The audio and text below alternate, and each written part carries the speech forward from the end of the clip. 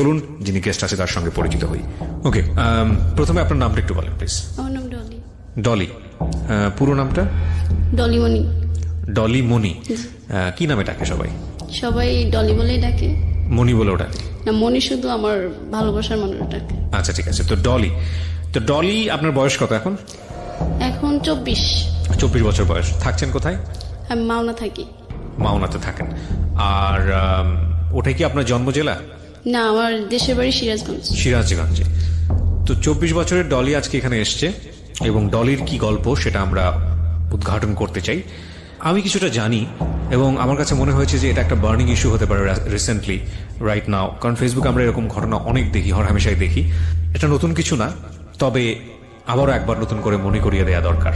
খুব ইম্পর্টেন্ট একটা গল্প। এবং ডলি, আপনি যেহেতু পরিণত বয়স্ক এবং আপনার যে গল্প সেই জায়গাটা থেকে আপনার ফেস বা আপনার চেহারা সামাজিক যোগাযোগ মাধ্যমে যদি আমরা দেখাই, অনেকেই সেটা নিয়ে বিরূপ মন্তব্য করতে পারে, আপনার জীবনে বিরূপ প্রতিক্রিয়া পড়তে পারে। এটা জেনেও কি আপনি রাজি আছেন যে আপনার ছবি বা আপনার ভিডিও ফেসবুকে বা ইউটিউবে গণযোগাযোগ মাধ্যমে? হ্যাঁ, আমার রবিউল ছাড়া অন্য কোনো খারাপ বললে আমার সমস্যা হয় না। মানে আপনার এতে কোনো আপত্তি নাই? না, আমার কোনো আপত্তি নাই। আচ্ছা, তারপরে আপনি সজ্ঞানে স্বেচ্ছায় অনুমতি দিচ্ছেন। ঠিক আছে, ও যেহেতু অনুমতি দিয়েছে, this is a very sensitive episode. প্রিয় শ্রোতা, ও একটা ব্যক্তির নাম নিয়েছে, কেন নিয়েছে আমরা টাচ পেলাম, আমরা শেষ পর্যন্ত গেলে হয়তো বা জানবো। কোনো কিছু গেস করবেন না, কারণ আমি সবসময় বলি যে একটা বাঁকে এসে অনুমান করার কোনো উপায় নেই আরেকটা বাকি কি ঘটছে। তো ও অনুমতি যেহেতু দিয়েছে, আমরা ফেসবুকে আমার ইউটিউব চ্যানেলে ওনার ছবি এবং ভিডিও পাবলিশ করব। ওকে, শুরু করি আমরা ডলি, একেবারে ছোটবেলা যেখান থেকে আপনার শুরু করার আছে। আমরা 3 বোন, 1 ভাই। আমি সবার ছোট, খুব আদরের আর অনেক দুষ্ট। আপনার কাঁদতে ইচ্ছে করলে আপনি কাঁদবেন, কোনো সমস্যা নাই, লুকানোর কিছু নাই। আমি সবসময় মানুষকে বলি যারা এখানে গল্প বলতে আসেন, 2 থেকে 2.5 ঘন্টা সময় পাওয়া যায় আপনাদের সাথে। আপনার যা করতে ইচ্ছে করে, মনটাকে হালকা করার জন্য যা বলতে ইচ্ছে করে আমাকে বলেন। যখন আপনাকে চেয়ার দিব, তার মানে ইটস ইওর চেয়ার, আপনি বলতে পারেন, কোনো সমস্যা নেই। আমার বাবা 2007 সালে মারা যায়। তারপরে তখন আপনার বয়স কত? তখন আমার বয়স 8-9 বছর। আচ্ছা, তখন আমার বড় বোনের বিয়ে হয়ে যায়। এটাই কি আপনার জীবনের প্রথম দিককার মেমোরি, নাকি তারও আগেও কোনো ঘটনা আছে যেগুলো বলার মতো? এখান থেকে। আচ্ছা, কিভাবে মারা গেল বাবা? ও, আমার বাবা অনেক টাকা ঋণ করছিল। আচ্ছা, তারপরে উনি মানে এই ঋণের চিন্তায় স্টপ করে মারা যায় হঠাৎ করে। কয় ভাই বোন ছিলেন আপনারা? আমরা 3 বোন, 1 ভাই। বড় বোনের শুধু বিয়ে দিয়েছিল। আচ্ছা, আমরা 2 বোন আর আমার ভাই ছিল। আচ্ছা, ভাই বিয়ে করছিল। আপনার বাবা কি করতো? আমার বাবা ব্যবসা করতো। কিসের ব্যবসা? গরুর ব্যবসা। গরুর ব্যবসা করতো। তো ওই জায়গাটা থেকে বাবা ঋণ করে স্ট্রোক করে মারা যায়। আচ্ছা, তারপর কি হলো? তারপরে অভাব আসে, ভাই ভালো কাজ করে না ঠিক মতো, আর বড় বোনের তো বিয়ে হয়েছে। পরে আমরা 2 বোন থাকি বাড়িতে, আমি অনেক ছোট। পরে আমার মেজো বোন স্কয়ারে জব নেয়। তারপরে কিছুদিন পর আমিও জব নেওয়ার জন্য চেষ্টা করি, যেভাবে হয়তো 2 বোন চাকরি করলে বাড়ির সংসারটা একটু ভালো মতো চলবে। পরে 2009-এ আমি ঢাকাতে আসি। বাড়িতে তো অনেক অভাব থাকে। ঢাকাতে আসলে আমিও চাকরি নেই, আমার চাকরি হয় না, ছোট বলে কেউ নিতে চায় না। পরে আমার বোন বলে যে আমাদের অনেক অভাব, হাতে পায়ে ধরে আমার চাকরিটাও নিয়ে দেয়। পরে আমার বড় বোন কেউ নিয়ে আসে। পরে আমরা 3 বোন চাকরি করি, খুব ভালোভাবে দিন কাটে তখন আমাদের। পরে আমি 2013 সালে আমার পাশের গ্রামের এক খালা বলে যে ডলিকে তো একটা ছেলে পছন্দ করতেছে, তো ওর তো এখন সুন্দর হয়েছে আগের চেয়ে, তো ওকে বিয়ে দাও। পরে বাড়ি থেকে এটা বলে, আমি জানি না। পরে বাড়িতে একদিন আমাকে নিয়ে যায়, অনেকদিন পর ছুটিতে যাই। পরে ছুটিতে গেলে ওইখান থেকে এসে আমাকে ওই দিন দেখে, মানে আমার যে শাশুড়ি হবে সে আমার চুল দেখে পছন্দ করে ফেলায়। পরে ওই দিন পাকা টাকা করে ফেলায় যে আমার ছেলে যদি বিয়ে করে এই মেয়েকেই বিয়ে করবে। আচ্ছা, পরে উনি বাইরে থাকতো।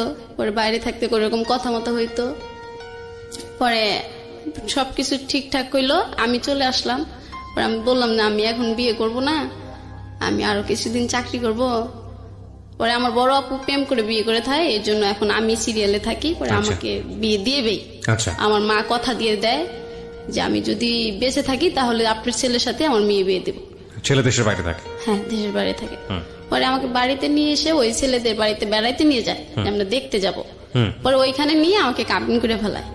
আপনি ছেলেকে তখন দেখেননি? না, আমিও দেখিনি। ছেলেটা কোথায় আছে? দেশের বাইরে? মালয়েশিয়াতে। মালয়েশিয়াতে, আচ্ছা। পরে কাবিন করে ফেলায়। পরে আমি আমাদের বাড়িতে চলে আসার পরে আমি ঢাকা চলে আসি তারপরের দিন, যে তোমরা ওকে জোর করে বিয়ে দিছো কেন। পরে আমাকে ওই মারধর করে পরে বলতেছে এই বিয়ে তোমার করতে হবে। পরে ঢাকাতে আসার পরে ওই ছেলে আমার ফোন নাম্বার নিয়ে আমার সাথে কথা বলতে চায়। আচ্ছা। পরে কথা বললে আমি ওকে বলি যে দেখেন আমাকে বিয়ে করেন না, আমি এখন বিয়ে করব না, আমি আরো অনেক দেরিতে বিয়ে করব। পরে বলে না, আমার বাড়ি থেকে মা পছন্দ করছে, আমি তোমাকেই বিয়ে করব। পরে 14 সালে চলে আসে। চলে আসলে পরে বিয়ে করে আমাকে নিয়ে যায়। পরে 2 মাস থাকে, থাকার পরে চলে যায়। পরে আমি বলি যে আপনি চলে গেছেন এরকম করে ফ্যামিলিতে, আমরা গরিব, ওরাও মানে ধনী ছিল, তো আমাদের বাড়ি থেকে বেশি টাকা দিতে পারে নাই, 1,20,000 টাকা দিছিল। এটা বলে আমার শাশুড়ি বলে আমার বাড়ির সাথে আমার চেহারা মেলে না, ফকিরের মতো দেখা যায়। কে বলে এটা? আমার শাশুড়ি। আচ্ছা।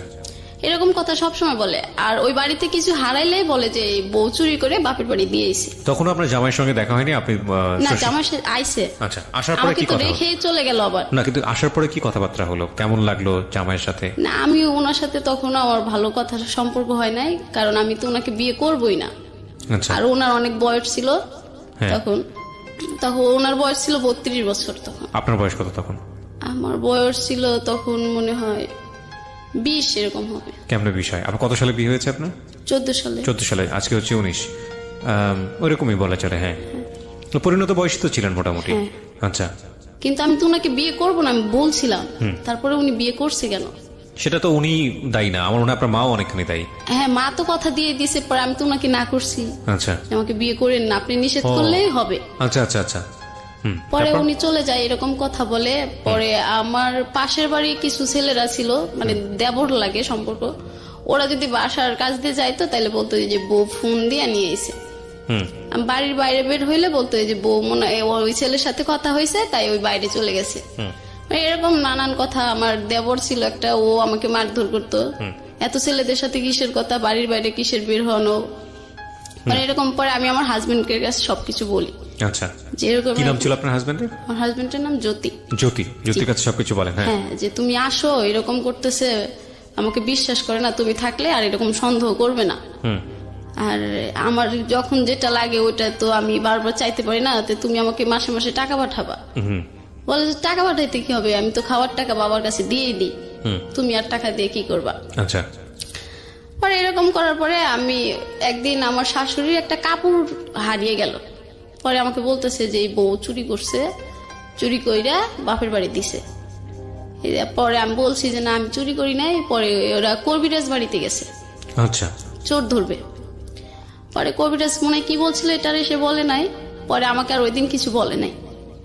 না বললে একদিন ঘরে আমাদের ওখানে প্রচুর পরিমাণ আম হয় ওদের বাড়িতে। পরে একদিন আম ঝাঁকাতে পেরে আমার শাশুড়ি যে গুনে রাখছিল আমি আর সেটা জানতাম না। আচ্ছা। পরে আমি 2টা আম নিয়ে আমার পাশের বাড়ির একজনকে দিছি, আমগুলো পাকছে খান, বৃদ্ধ লোক উনি। পরে উনি গুনে রাখছে আমি জানি না। পরে আমার শ্বশুর আইছে, শ্বশুরের কাছে সব বলে দিছে, তোমার ছেলের বউ আম চুরি করে খাইছে, চোর হইছে, এই চোর বউ রাখা যাবে না, বাড়িতে মানায় না, এরকম কিছু। পরে আমি শুধু কান্না করি আর আমার হাজবেন্ডের কাছে সবকিছু বলি। ও বলে ঠিক আছে মা এখন বলতেছে বলুক, আমি আসলে তো আর বলবে না।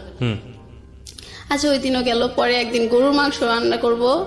পরে গরুর মাংস আমার শাশুড়ি কেটে পিস গুনে রাখছে যে এখানে এত পিস মাংস আছে। আচ্ছা। আমি রান্না করার সময় মানে তরকারিতে লবণ হয়েছে কিনা এটা টেস্ট করার জন্য 1 পিস মাংস খাইছিলাম। সেটা আমাকে না জিজ্ঞাসা করে আমার শ্বশুরের কাছে বিচার দিতেছে। আর আমার একটা চাচি শ্বশুর ছিল, ওনাকে ডেকে এনে দেখাইতেছে, দেখো বউ না মাংস চুরি করে খাইছে। এটা সারা গ্রামের লোক যখন জেনে গেল তখন আমি ওই বাড়ি থেকে চলে আসলাম। আর তখন ডিসিশন নিয়ে নিছি যে একটা মাংসর জন্য যে সারা গ্রাম ছড়াইতে পারে এরকম বাড়িতে আমি থাকবো না। আমার হাজবেন্ডের কাছেও বলি, ও বলে যে তুমি খাইছো কেন? মা ভাগ করে দেওয়ার পরে তুমি খাইতা। পরে আমি বাড়িতে জানাই, আর বাড়ি থেকেই সবকিছু দিত আমার। আচ্ছা। শ্যাম্পু টেম্পু যা কিছু লাগতো, প্রয়োজনীয় সামগ্রী যা লাগতো সব বাড়ি থেকে দিত। হ্যাঁ, ওকে। পরে আমি বলতাম যে আমার যদি সবকিছু বাড়ি থেকেই দেওয়া হয় তাহলে আমি বাড়িতেই থাকি, উনি যখন আসে তখন যাব। পরে ওইখানে চলে আসার পরে ও একদিন ফোন দিয়ে, আমার ফোন বিজি পাইছিল মনে হয় আমার হাজবেন্ড। পরে বলতেছে যে আমি তোমাকে আর রাখবো না, তুমি অন্য ছেলেদের সাথে সম্পর্ক করো, এই জন্য বাড়ি থেকে চলে গেছো। বিয়ের কয়দিনের মাথায় এই ঘটনা? উনি থাকতো আমার কাছে 2 মাস থাকার পরে আমি ওইখানে থাকছিলাম মনে হয় 5-6 মাস। আচ্ছা, তো এই সময়ের মধ্যেই ঘটনা? হ্যাঁ হ্যাঁ। তারপর পরে তো আমি চলে এসে ডিসিশন দিলাম যে আমি ডিভোর্স দিয়ে দেব। আমার মা বাবা সবাইকে, পরে কেউ রাজি হয় না যে না ডিভোর্স দেওয়া যাবে। পরে আমি বলছি তাহলে আমি সুসাইড করবো, ওই বাড়িতে যদি আমার যাইতেই হয় তাহলে আমি সুসাইড করবো। এটা বলার পরে তখন সবাই ডিসিশন নিল যে আচ্ছা ঠিক আছে, মেয়ে যখন এই বাড়িতে থাকবে না তাহলে ঠিক আছে ডিভোর্স দিয়ে দাও। পরে আমার কাবিনে আমরা যৌতুক দিছিলাম 1,20,000 টাকা। পরে সেই টাকা নিয়ে আবার এমন সৃষ্টি হয় যে আমরা এত টাকা দিতে পারবো না, আমরা 80,000 টাকা দেব। আচ্ছা। পরে ওই আমাদের এলাকার সবাই বসে বলছে যে না ওরা যে এত টাকা দিছে সব টাকা দিতে হবে। ওকে। পরে সব টাকা দিয়ে দেয়, আমি ডিভোর্স দিয়ে দিই। টাকাগুলো আপনাদেরকে দিয়ে দেয়? হ্যাঁ, আমাদের টাকা আমাকে দিয়ে দেয়, ব্যাগ দিয়ে দেয়। হ্যাঁ। পরে ওইখান থেকে ওই ডিভোর্স দেওয়ার পরের দিনই আমি ঢাকাতে চলে আসি, মাওনাতে। মানে এটা কি প্ল্যান ছিল নাকি এমনিতেই চলে আসলেন? না, এমনিতে এখন গ্রামের লোক নানান কথা বলবে। ও, কথা থেকে বাঁচার জন্য। হ্যাঁ, মাওনাতে কে ছিল? মাওনাতে ছিল আমার একটা বোন আর আমার একটা ফ্রেন্ড। পরে আমি ওইখানে যাই, ওইখানে গেলে আমি একটা চাকরি, ওইখানে স্কোয়ারে চাকরি নিই। নেওয়ার পরে ওইখানে হ্যাঁ হ্যাঁ বেশ সুন্দর দিন কাটতেছে ওইখানে। মানে আমি এত চঞ্চল একটা মেয়ে, ওই শ্বশুর বাড়িতে থাকার পরে আমি কিছুদিন অফ হয়ে গেছিলাম, আর ওরকম দুষ্টামি করা যায় না। পরে এইখানে আসার পরে আবার সবকিছু আমার আগের মতোই হয়ে গেল। দুষ্টমি, চঞ্চলি, ঘোরা ফেরা। ওরা তো মহান খুশি, একটা ভালো বন্ধু পাইলো, আর দুঃখ থাকবে না ওদের কারো। পরে এই করতে করতে তখন আমি 16 সালে যাই, 17 সালে আমি আমার আপুর ওই ফ্রেন্ডের সাথে ওই আমার ওই রবিউল নামের একটা ছেলের ছবি দেখি ফেসবুকে। পরে আমার ভীষণ ভালো লাগে ওই ছবি দেখার পর। পরে আমি বলতেছি আপু এই ছেলেটারে না আমার খুব ভালো লাগছে। আপু বলতেছে প্রেম করবি? আমি বলছি হ। পরে বলতে যাচ্ছে ঠিক মিঠুর কাছে বলে ওই ছেলের নাম। আপুটা কে ছিল? আমার আপু। আপন? হ্যাঁ। আচ্ছা। পরে বলতেছে তুই প্রেম করবি? আমি বলছি হ্যাঁ। পরে বলতেছে আচ্ছা মিঠুর কাছে বলে নাম্বার নিয়ে দেবো না। পরে মিঠু ভাই বলতেছে যে ওর নাম্বার তো আমি এখন দিতে পারবো না, তুই ওর আইডি নাম্বার। ওই ছেলের ফ্রেন্ড। তো মিঠু ভাইয়ের সঙ্গে আপনার বোনের কি সম্পর্ক? আমার বোনকে পছন্দ করতো ওই ছেলে, মিঠু। হ্যাঁ। আচ্ছা, তো তার বন্ধু হচ্ছে এই রবিউল? হ্যাঁ। ওকে। তো মিঠুর সাথে আপনার বোনের সম্পর্ক তখনও ছিল না? তাহলে কথা বলতো ফোনে, মানে আমার আপুকে ভালোবাসতো, আপু ভালোবাসতো না। ওকে, ঠিক আছে। তারপরে আমি ওর আইডি নাম্বারটা নিয়ে মেসেঞ্জারে কিছুদিন কথা বলি, অনেক কয়দিন। ও ওর নাম্বারটা দিতে চাচ্ছে না। পরে একদিন আমি মেসেঞ্জারে ফোন দিই। পরে আমি বলি আচ্ছা আপনি কি সমস্যা, আপনি কথা বলতে চান না কেন? পরে বলে যে না আমি যদি প্রেম করি তাহলে তো টাকা লাগবে, আমি তো কোনো কাজ করি না, এই জন্য আমি কারোর সাথে প্রেম করি না। আমি বলছি কেন, প্রেমের চেক টেক খাইছেন নাকি? পরে হ্যাঁ একটা মেয়েকে ভালোবাসতাম, ওই মেয়ের বিয়ে হয়ে গেছে, এরপরে আর প্রেম করি না, আর প্রেম করতে তো টাকা লাগে। পরে আমি বললাম যে ঠিক আছে তাইলে তুমি আমার বয়ফ্রেন্ড হও, আমি তোমার গার্লফ্রেন্ড হই। কয় না এটা হবে না, আমি তোমার গার্লফ্রেন্ড হই, তুমি আমার বয়ফ্রেন্ড হও। মানে আমি টাকা পয়সা খরচ করে? হ্যাঁ হ্যাঁ, মানে বয়ফ্রেন্ড হইলে আমি টাকা খরচ করবো আর ও তোমার গার্লফ্রেন্ড থাকবে। পরে আমি বললাম আচ্ছা ঠিক আছে, আমার তো তোমাকে ভালো লাগছে, তাহলে ঠিক আছে তুমি কিন্তু আজকের থেকে আমার গার্লফ্রেন্ড। পরে বলছে ঠিক আছে। এভাবে 17 সাল থেকে আমরা প্রেম করতেছি। পরে রোজার ঈদ আসলো, ওকে বললাম যে আচ্ছা আমরা কি দেখা করতে পারি? পরে বলতেছে হ্যাঁ দেখা তো করা যায়, কিন্তু যে দেখা করতে তো অনেক খরচ হবে। আমি তো তোমাকে বলছি আমার কাছে টাকা পয়সা থাকে না, বাড়ি থেকে যদি টাকা দেয় তাহলে আমি ঘুরতে পারি, নাইলে নাই।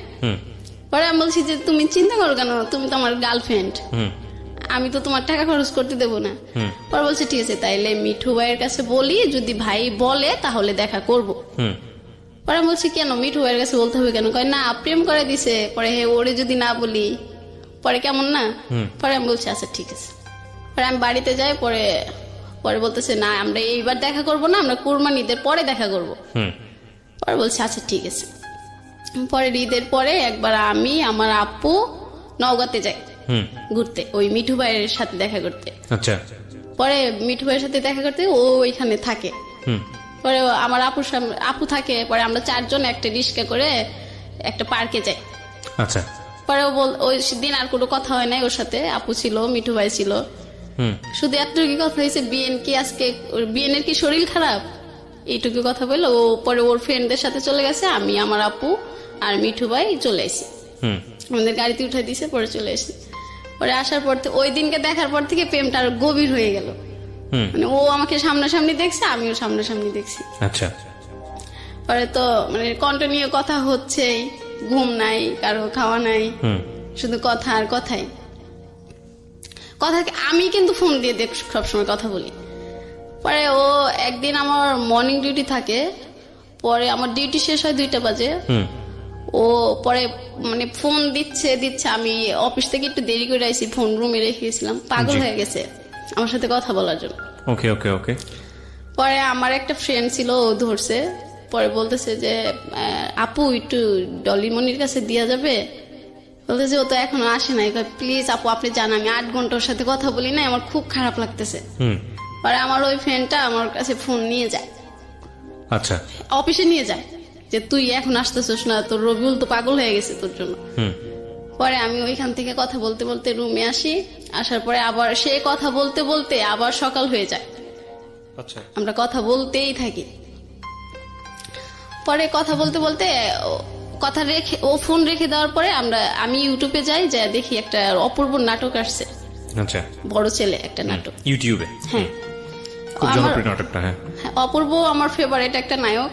পরে আমি ওই নাটকটা দেখার পরে বললাম রবিউল একটা নাটক আইছে আমার অপূর্বর, তুমি নাটকটা দেখবা। পরে বলতেছে আমার কাছে তো এমবি নাই, তুমি তো জানোই আমি এমবি কিনতে পারি না।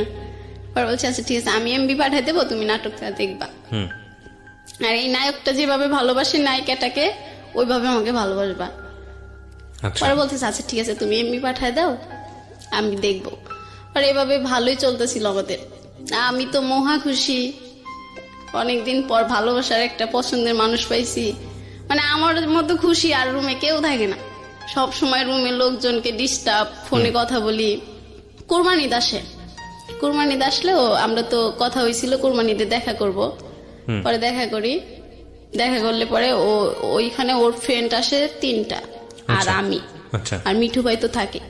পরে বলছে যে ঠিক আছে আমরা দেখা করব, দুপুরে লাঞ্চ করাবে তুমি একটা রেস্টুরেন্টে। পরে আমি বলছি আচ্ছা ঠিক আছে। পরে আমরা যাই, ওর ফ্রেন্ড গুলাই আসে।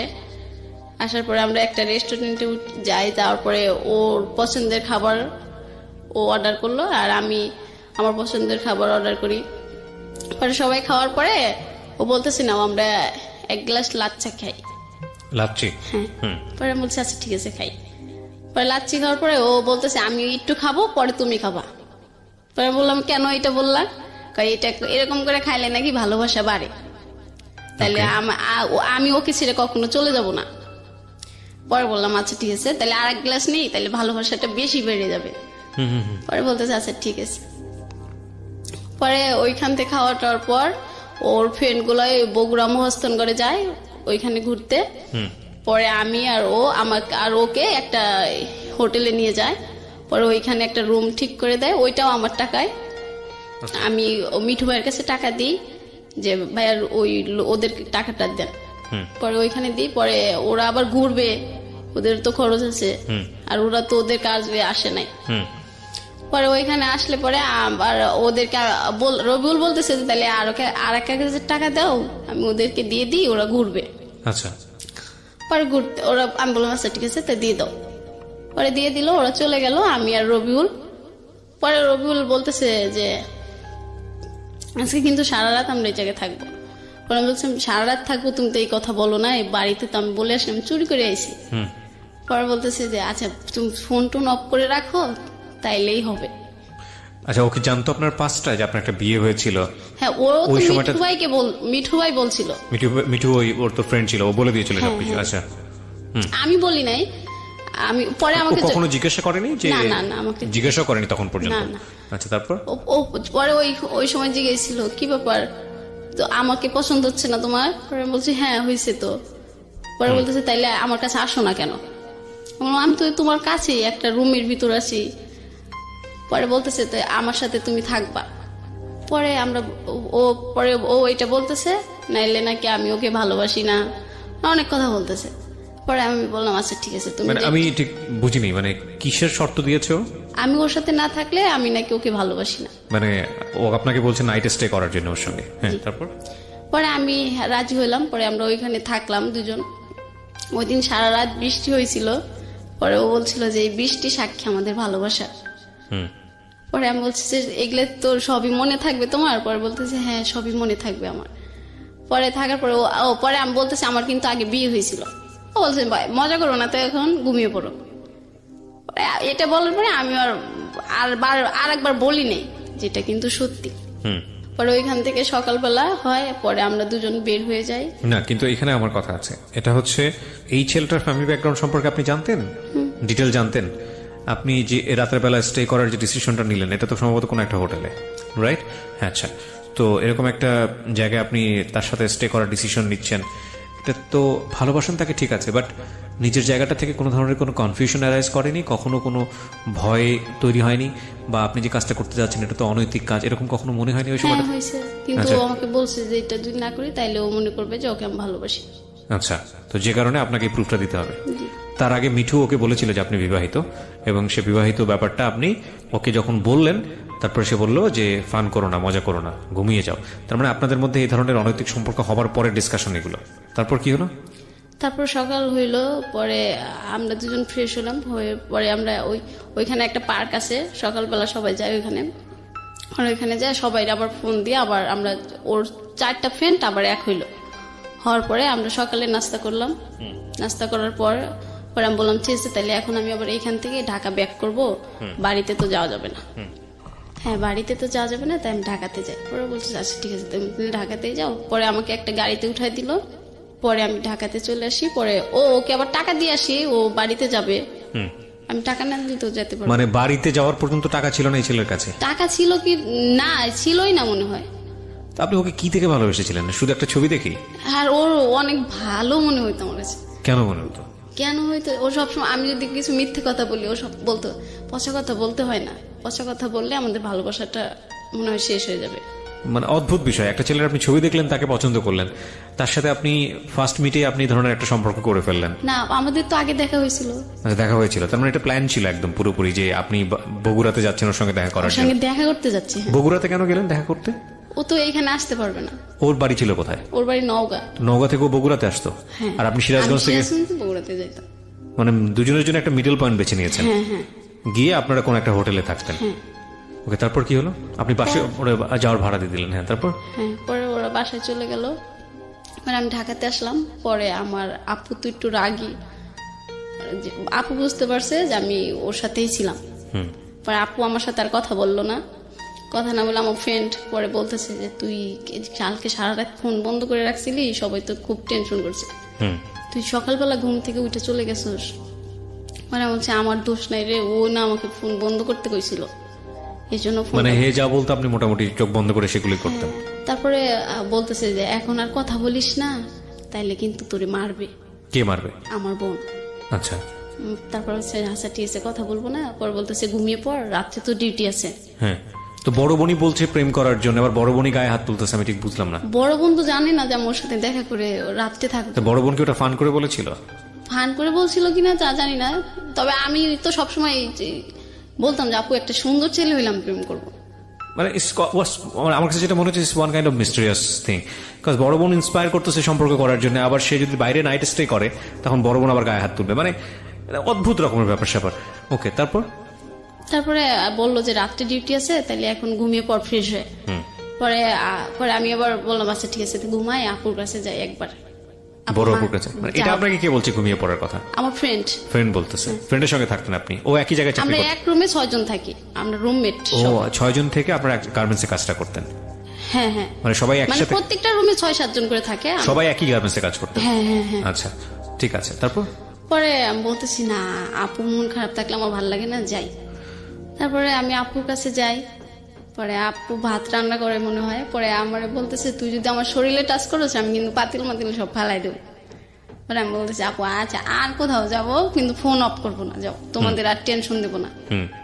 পরে কইতেছে এবারের মতোই শেষ তো? পরে বললাম হ্যাঁ এবারের মতোই শেষ। পরে বলতেছে আচ্ছা তাহলে যা, খাবার খায় ঘুমিয়ে পড়। পরে আপু যখন ক্ষমা করে দিল তাইলে তো আমি আরো খুশি। পরে রুমে আসলাম, রুমে এসে ঘুমাইলাম না, রবিউলের সাথে আবার কথা বললাম। পরে ও বলতেছে কেউ কিছু বলছে, বলছি যে হ্যাঁ আপু একটু রাগ করছিল, এখন আপুর রাগটা কমছে। পরে বলতেছে ঠিক আছে তাইলে তুমি এখন ঘুমাও, তোমার তো রাত্রে অফিস আছে, আমিও ঘুমিয়ে পড়বো। পরে বললাম আচ্ছা ঠিক আছে তাইলে ঘুমাও। পরে ও আবার রাত্রে কথা বলতে পারতো না, ওর ফ্যামিলি পাশের রুমে ওর মা থাকতো, খুব চুরি করে কথা বলতে হতো। পরে আমি সকালবেলা আবার অফিস থেকে আসলাম, অফিস থেকে আসার পর আবার কথা শুরু করে দিলাম। মানে এইভাবে কথা বলতে বলতে দেখা যেত যে আমার বেতনের টাকা পুরো শেষ হয়ে যেত। আচ্ছা, তারপর আপনি কথা বলেই যাচ্ছেন? তারপর আমি কথা আমার ফ্রেন্ডের কাছে বলতাম যে দেখ এই মাসে কিন্তু আমার টাকা শর্ট পড়ে যাবে, তুই কিন্তু টাকা দিবি। পরে ও বলতেছে ঠিক আছে তুই কথা বলগা যা। পরে বাড়িতে টাকা দিতে পারতাম না, মা বলতো কি ব্যাপার, আমার মেয়ে তো এরকম না, আর যাই কিছু করুক আমার মেয়ে তো আমাকে টাকা পাঠায় প্রতি মাসের 1 তারিখ হইলে। আচ্ছা, এখন টাকা পাঠাও না কেন? পরে বলতেছি মা এখন না একটু সমস্যা হয়েছে, আমার খালি মজা খাইতে ইচ্ছে করে, আমি দোকানে অনেক টাকা ঋণ করে ফেলাই, এই জন্য আমি টাকা দিতে পারতেছি না। আচ্ছা ঠিক আছে মা, সামনের মাস থেকে আমি তোমাকে দিয়ে দেবো, যাও। মিথ্যা কথা বলতেন? হ্যাঁ। পরে মিথ্যে কথা বললাম, মা পরে মনে করলো যে এইটাই মনে হয় ঠিক, আমার মেয়ে তো মিথ্যে কথা বলে না, কিন্তু মা তো আর জানে না আমি প্রেমে পড়ছি। পরে আবার রবিউল আমাকে ফোন দিয়ে বললো যে তুমি কি আমার সাথে আবার দেখা করতে পারবা? পরে বলছি যে এখন সেদিনকে তোমার সাথে দেখা করে আসলাম, আবার এখন যাব, আমার কাছে তো এখন আর স্যালারি তো হয়ে গেছে, সেই 1 তারিখে হবে, আর কিছুদিন পরে দেখা করি, তাহলে হাতে বেশি টাকা হবে, তখন দেখা করে আসবো, আর তোমার পছন্দের খাবার গুলো কিনে নিয়ে যেতে পারবো। পরে বলতেছে না আমার পছন্দের খাবার কিনতে হবে না, তুমি আসলে। পরে আমি বলছি না তুমি ওই দিনকে আমাকে বলছো তোমার কালো আঙ্গুর পছন্দ, আমি এবার গেলে পরে অনেকগুলো আঙ্গুর কিনে দিয়ে আসবো, তুমি বাড়িতে নিয়ে খাবা। পরে বলতেছে তুমি আসবা কি আসবা না, আমি তোমার কাছে আঙ্গুর চাইছি? পরে আমি বলছি আচ্ছা ঠিক আছে আসবো। পরে বলতেছে তোমার অমুক দিন এই টাইমে চলে আসতে হবে। মানে তখন কমেন্ট করছে আসলে? হ্যাঁ। পরে আমি বললাম যে আচ্ছা ঠিক আছে। পরে আমি আমাদের এলাকায় যাই, যাওয়ার পরে আমার এক কাকি থাকে, ওর কাছ থেকে আমি লাভের উপর টাকা নিই। মানে সুদে টাকা নেন? হ্যাঁ হ্যাঁ সুদে টাকা নেন বয়ফ্রেন্ডের সঙ্গে দেখা করার জন্য? হ্যাঁ, আমার তো তখন স্যালারি তো 30 তারিখ 31 তারিখে হবে। জীবনে কত স্টোরি যে আমাকে শুনতে হবে। ওকে ফাইন, বলেন তারপর? পরে আমি তো চাচিরে বলি যে চাচি আমার তো টাকার দরকার। পরে বলতেছি টাকা দিয়ে তুই কি করবি, তোর তো কয়েকদিন পর বেতন হবেই। পরে বলতেছি না বেতনের এবার ব্যাংকে কি যেন হয়েছে মনে হয় নেটের সমস্যা হবে। কয় কি জানি আমার ছেলে তো উঠায় ব্যাংকে, তো কোনো নেটের সমস্যা হয় না, তোর খালি সমস্যা হয়। পরে বললাম তুমি দিবা 6000 টাকা? পরে বলতেছে যা নিয়ে যা। আপনার স্যালারি কত ছিল এই সময়? আমি যখন রবিউলের সাথে সম্পর্ক করতাম তখন যে সময় আপনি ঋণ নিতেছেন? হ্যাঁ হ্যাঁ, তখন আমার স্যালারি ছিল 7000 টাকা। আপনি 6000 টাকা ঋণ নিলেন? 6000 টাকা নিলাম, মাসে 1 তারিখ হইলে আবার 6000 টাকা লাভ দিতে হবে, আবার ওই 600 টাকা লাভ দিতে হবে, আর 6000 টাকা ফেরত দিতে হবে। আপনার চিন্তাও হয়নি যে মাস কিভাবে চলবে? আমি তো খুব খুশি রবিউলের সাথে দেখা হবে। ও যে খুশি খুশি মন নিয়ে বলছে না, এটা আপনাদের একটু দেখা উচিত ওকে, যে মানুষ কি হতে পারে মানে প্রেমে পড়লে। এটাকে প্রেম বলবো না কি বলে এটাকে আমি ঠিক জানি না। যাই হোক, আমার বলার জায়গাটা অনেক পরে আসবে। তবে আপনারা যদি ভিডিওটা দেখতে চান, আপনারা আমার পার্সোনাল ইউটিউব চ্যানেল আছে, সেখানে আসবেন www.youtube.com/RJKibriya FM, RJKEBRIA FM, গিয়ে চ্যানেলটিতে আপনি সাবস্ক্রাইব করবেন, ওনার ভিডিও আমি দিয়ে দিয়েছি। ওকে বলেন তারপর? পরে আমি টাকা নিয়ে ওইখান থেকে আবার আমার ভাইয়ের মেয়ের সাথে দেখা হয়। পরে বলতেছে তুমি বাড়িতে না, যে এখানে কি করতেছো, যারাও দাদির কাছে গোয়া দি তুমি বাড়িতে আইসো। আমি বলতেছি ও কি তোমাকে আমি টাকা দেবো, কিন্তু মার কাছে বললো না আমি বাড়িতে আইসি। পরে কইতেছে তাহলে ঘরের বাড়িতে আসো। পরে আমি বাড়িতে যাই, শুধু 1 গ্লাস পানি খাই আবার চলে আসে, যে মা আসলে তো আমাকে আর যেতে দেবে না, মা না আসার আগে আমার পলাইতে হবে। মা নানির বাড়ি ছিল। পরে আমি ওইখান থেকে টাকা 6000 নিয়ে চলে আসি। আচ্ছা। আবার সিরাজগঞ্জ আসি ওইখান থেকে বগুড়াতে যাওয়ার জন্য। আচ্ছা। পরে ওর জন্য অনেক কিছু কিনি, আপেল কিনি, কালো আঙ্গুর গুলো কিনি, তারপর কমলা থাকে। পরে ও সিগারেট খাইতো না, সেন্টার ফ্রুট খাইতো, আমি ওগুলা কিনে নিই অনেকগুলো। পরে ও টক খাইতে পছন্দ করে, আমি ওই যে বার্মির আচার গুলা থাকে ওগুলা অনেকগুলো কিনে নিয়ে যাই। ওটা আমি সিরাজগঞ্জ থেকে কিনি, কারণ ওর সামনে গেলে যদি না কিনতে দেয়। আচ্ছা। এই জন্য আমি ওইখান থেকে কিনে নিয়ে যাই। পরে ও আমার জন্য ওইখানে দাঁড়া থাকে, আবার সেই মিঠু ভাইকে নিয়ে আসে। পরে আর বলতেছে যে চলো আমরা আজকে 3 জন একসাথে ঘুরবো একটা রিস্কে। পরে আমি বললাম আচ্ছা ঠিক আছে চলো। পরে এগুলা দেখে মিঠু ভাই বলতেছে তুই কি প্রেমে পড়ছোস না কি করছোস? আমি কই কেন? কই তুই তো দেখতেছোস এখন সবকিছু ওকে দিয়ে দিবি। আর আমি বলছি না, ওকে সবকিছু চাই নাকি যে ওকে সবকিছু দিয়ে দেবো। পরে কইতেছে আচ্ছা দে, এগুলা আমি নিয়ে ঘুরি আর খাই, তুই ওর সাথে প্রেম কর। পরে আমি বলছি ঠিক আছে তাহলে আপনি যান। পরে একটা রিস্কায় আমরা দুজন যাই, আবার ওই হোটেলটার কাছে যাই। পরে আমি বলতেছি কি ব্যাপারে, এইটা তো সেই আগের বার আইছিলাম, এইটা না? কয় হ্যাঁ এইটাই। টাকা দাও তো 1500। পরে আমি বলছি টাকা কি করবা? কয় দাও, তুমি এখানে দাঁড়া থাকো, 1 লিটারের একটা পানির বোতল নাও। পরে আমি ওকে টাকা দিই, ও দাদারে ফোন দেয়, কি বলে তা তো আমি জানি না, মানে জিজ্ঞাসা করছিল যে এখানে কেমনে কি বলবো আমি হোটেল আলাক। পরে ও রুম টুম ঠিক করে আমাকে বলতেছে আচ্ছা ঠিক আছে আসো। পরে আমি কই আমার উপরে একটা ফ্রেন্ড আছে, ও তোমাকে দেখবে। পরে আমি বলি তুমি তো সবসময় বলো, ও আমাকে সবসময় বলতো আমি নাকি কাক পাখি, কালো তো এই জন্য। পরে আমি বলি তুমি সবসময় আমাকে কাক পাখি বলো, এটা বলে দাও যে আমার কাক পাখি আইছে। পরে না, কয় তুমি তো এখন একটু কোকিলের মতো সুন্দর হইতেছো, এই জন্য দেখতে চাইছে। পরে আমি যাই, গেলে পরে ওর ফ্রেন্ড দেখি ওই রুম, ফ্রেন্ড না ওইখানকারই একটা লোক বিছনা টিছনা ঠিক করে দেয় ওইখানে। পরে বলতেছে আমার ফ্রেন্ডকে 200 টাকা দিয়ে দাও তো। আমি কই কেন? পরে কইতেছে যে ও কিছু কিনে নিয়ে এসুক, খাবার টাবার।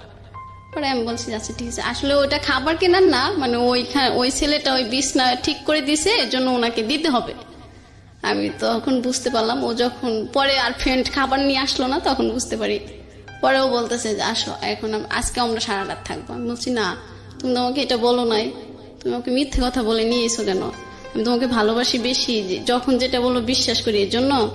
কহে না তুমি বিশ্বাস করো সেটা তো আমি জানি। আচ্ছা ঠিক আছে, আজকে সারা রাত থাকতে হবে না, আমরা আজকে 2 ঘন্টা থাকলেই হবে। ওরা বলছে তুমি অসুস্থ, তারপরে দেখা করতে চাইছো, আমি এর জন্য আইছি, তুমি অসুস্থ দেখতে আইছি। বলতেছে না ওইটা আমি মিথ্যে কথা বলছি, আমার অসুখ না। পরে আমি বলছি আচ্ছা ঠিক আছে, আজকের থাকাই কিন্তু তোমার সাথে আমার শেষ থাকা। পরে বলতেছে তুমি এই কথা বললে কেন? পরে ও এমন অভিনয় করতেছে, মানে ও আমাকে এত ভালোবাসে যা আমি, মানে আমাকে আমার ফ্যামিলির কেউ এত ভালোবাসে না। পরে আমার স্কার্পে পিন ছিল, ওইটা দিয়ে ও হাত কাটতে শুরু করতেছে যে তুমি যদি আমার সাথে না থাকো তাইলে কিন্তু আমি দেখো তোমার সামনে কি করি। পরে এটা দেখার পরে আমি বলছি আচ্ছা ঠিক আছে এরকম করো না, কিন্তু আজকের থাকাই কিন্তু তোমার সাথে আমার শেষ থাকা, আর কখনো বলবা না আসলে দেখা করব, কিন্তু আমরা এই ধরনের সম্পর্ক করবো না। পরে বলতেছে আচ্ছা ঠিক আছে। পরে ওইখানে থাকার পরে ওইখানে মনে 3-4 ঘন্টা থাকলাম। পরে মা আমাকে ফোন দিল যে কি ব্যাপার, তুমি নাকি বাড়িতে আইছিলা, কই গেছো? পরে আমি বলছি আমার একটা ফ্রেন্ডের বাসায় আইছি, একটু দরকারে আমি আসতেছি। পরে ও বলতেছে ফোন অফ করতে বলছি না। আমি কই না আজকে ফোন অফ করবো না, আমি বাড়িতে চলে যাব, আজকে থাকবো না। পরে এটা বলার পরে বলতেছে যাও, এই যে তুমি যে চলে যাচ্ছ, এটা যাওয়ার পরে 10 বার ভাববা। পরে আমি বলছি আচ্ছা ঠিক আছে ভাববো, তুমি আমাকে গাড়িতে উঠায় দাও। পরে ওইখান থেকে নামার পরে ও বলতেছে জানো আমার না অনেক ডাব খাইতে ইচ্ছা করতেছে। পরে বলছি তো খাও, কয় টাকা দাও। পরে আমি কই ও তোমার কাছে তো টাকা নাই। পরে 2টা ডাব কিনি, ওই মিঠু ভাইয়ের দিয়ে একটা, ও খায় একটা। ও আমাকে বলে না যে তুমি খাবা। ওর বাড়ি কোথায় যেন ছিল? বাড়ি নওগাঁ। পুরো নওগাঁর দুর্নাম হয়ে যাচ্ছে আজকে, আমি সরি টু সে। ওকে। পরে আমি ওইখান থেকে গাড়িতে উঠি। পরে ও বলতেছে যে চলে যাচ্ছ? আমি কই হ্যাঁ। পরে বলতেছে চলে যাওয়ার আগে কি যেন দেও, তুমি ওইটা দিবা না? পরে বলছে ও হো সরি। আচ্ছা ঠিক আছে, তাহলে কয় টাকা দেবো? পরে বলতেছে আচ্ছা 100 টাকা দাও, তাই ট্রেনে যাবো আজকে, ট্রেনে বেশি টাকা লাগবে না। পরে বলছে আচ্ছা ঠিক আছে নাও। পরে বলতেছে তুমি যায় ফোন দিও, আমার ফোনে কিন্তু টাকা নেই। পরে আমি বলছি আচ্ছা ঠিক আছে, আমি বাড়িতে যাই, যদি আমি দোকান খোলা পাই তাহলে আমার ফোনেও লোড দেবো, তোমাকেও লোড দিয়ে দেবো। পরে বলছে আচ্ছা ঠিক আছে যাও। পরে ওইখান থেকে আসার পরে বাড়িতে আসলাম, মা তো সেই রকম মানে বকা রেডি করে বসে আছে, মানে আমি আসা মাত্রই শুরু করবে। পরে আমি একটা বাড়িতে আসতে আসতে আমার ওই দিনকার রাত 9টা-10টা বেজে যায়। পরে পাশের বাড়ির একটা দাদিকে নিয়ে ঘরের ভিতর ঢুকি, আচ্ছা যে দাদি থাকলে আর মা বকবেন। পরে আমি নিয়ে গেলাম দাদিকে। পরে বলতেছে যে কই গেছিলি? পরে আমি বলছি যে আমার একটা ফ্রেন্ডের বাসায়। পরে বলতেছে আর কোনোদিন যাবি, এত রাত পর্যন্ত থাকবি? পরে বলছি না এই একটা কাজ ছিল তো এর জন্য, আর তো থাকবো না। পরে মা বলতেছে ঠিক আছে খায় দেয়, ঘুমায় পড়ার, কালকে বাড়ির বাইরে বের হবি না। পরে আমি বলছি আচ্ছা ঠিক আছে। পরে তো ওই রুমে শুয়ে থেকে ওর সাথে কথা বলতেছি, মা তো বুঝতে পারছে যে ফোনে কথা বলি। পরে বলতেছে কি ব্যাপার এত রাতে কার সাথে কথা বলা হয়? পরে আমার ভাইয়ের মেয়ে ছোটটা ও বলতেছে, দাদি দাদি তোমার মেয়ে না প্রেম করে জানো? প্রেম করে মানে? কয় হ ওই যে খালি রবিউল রবিউল করে। এই রবিউল আঙ্কেলটা যে কেডা দাদি, এইটা তো আমি বুঝতে পারলাম না। ওকে। পরে মা একদিন কইতেছে, দেখি তো রবিউল কোন রাজপুত্র যে তুই তার জন্য সবকিছু করে হেঁটতেছস। পরে মাক দেখায়, আমার ভাই মানে সবাই দেখে, আমার এলাকায় যারা যারা আমাকে বিয়ে দিতে চায় এখন সবাইকে আমি দেখাই যে এই ছেলে ছাড়া আমি কাউকে বিয়ে করব না। পরে বলে কেন এই ছেলে আবার তোর এত ভালো হয়ে লেগে গেল কবে থেকে? কিভাবে দেখান? ছবি দেখান? হ্যাঁ হ্যাঁ ছবি দেখাই। পরে ছবি দেখে সবাই পছন্দ করে ফেলায়, অনেক সুন্দর।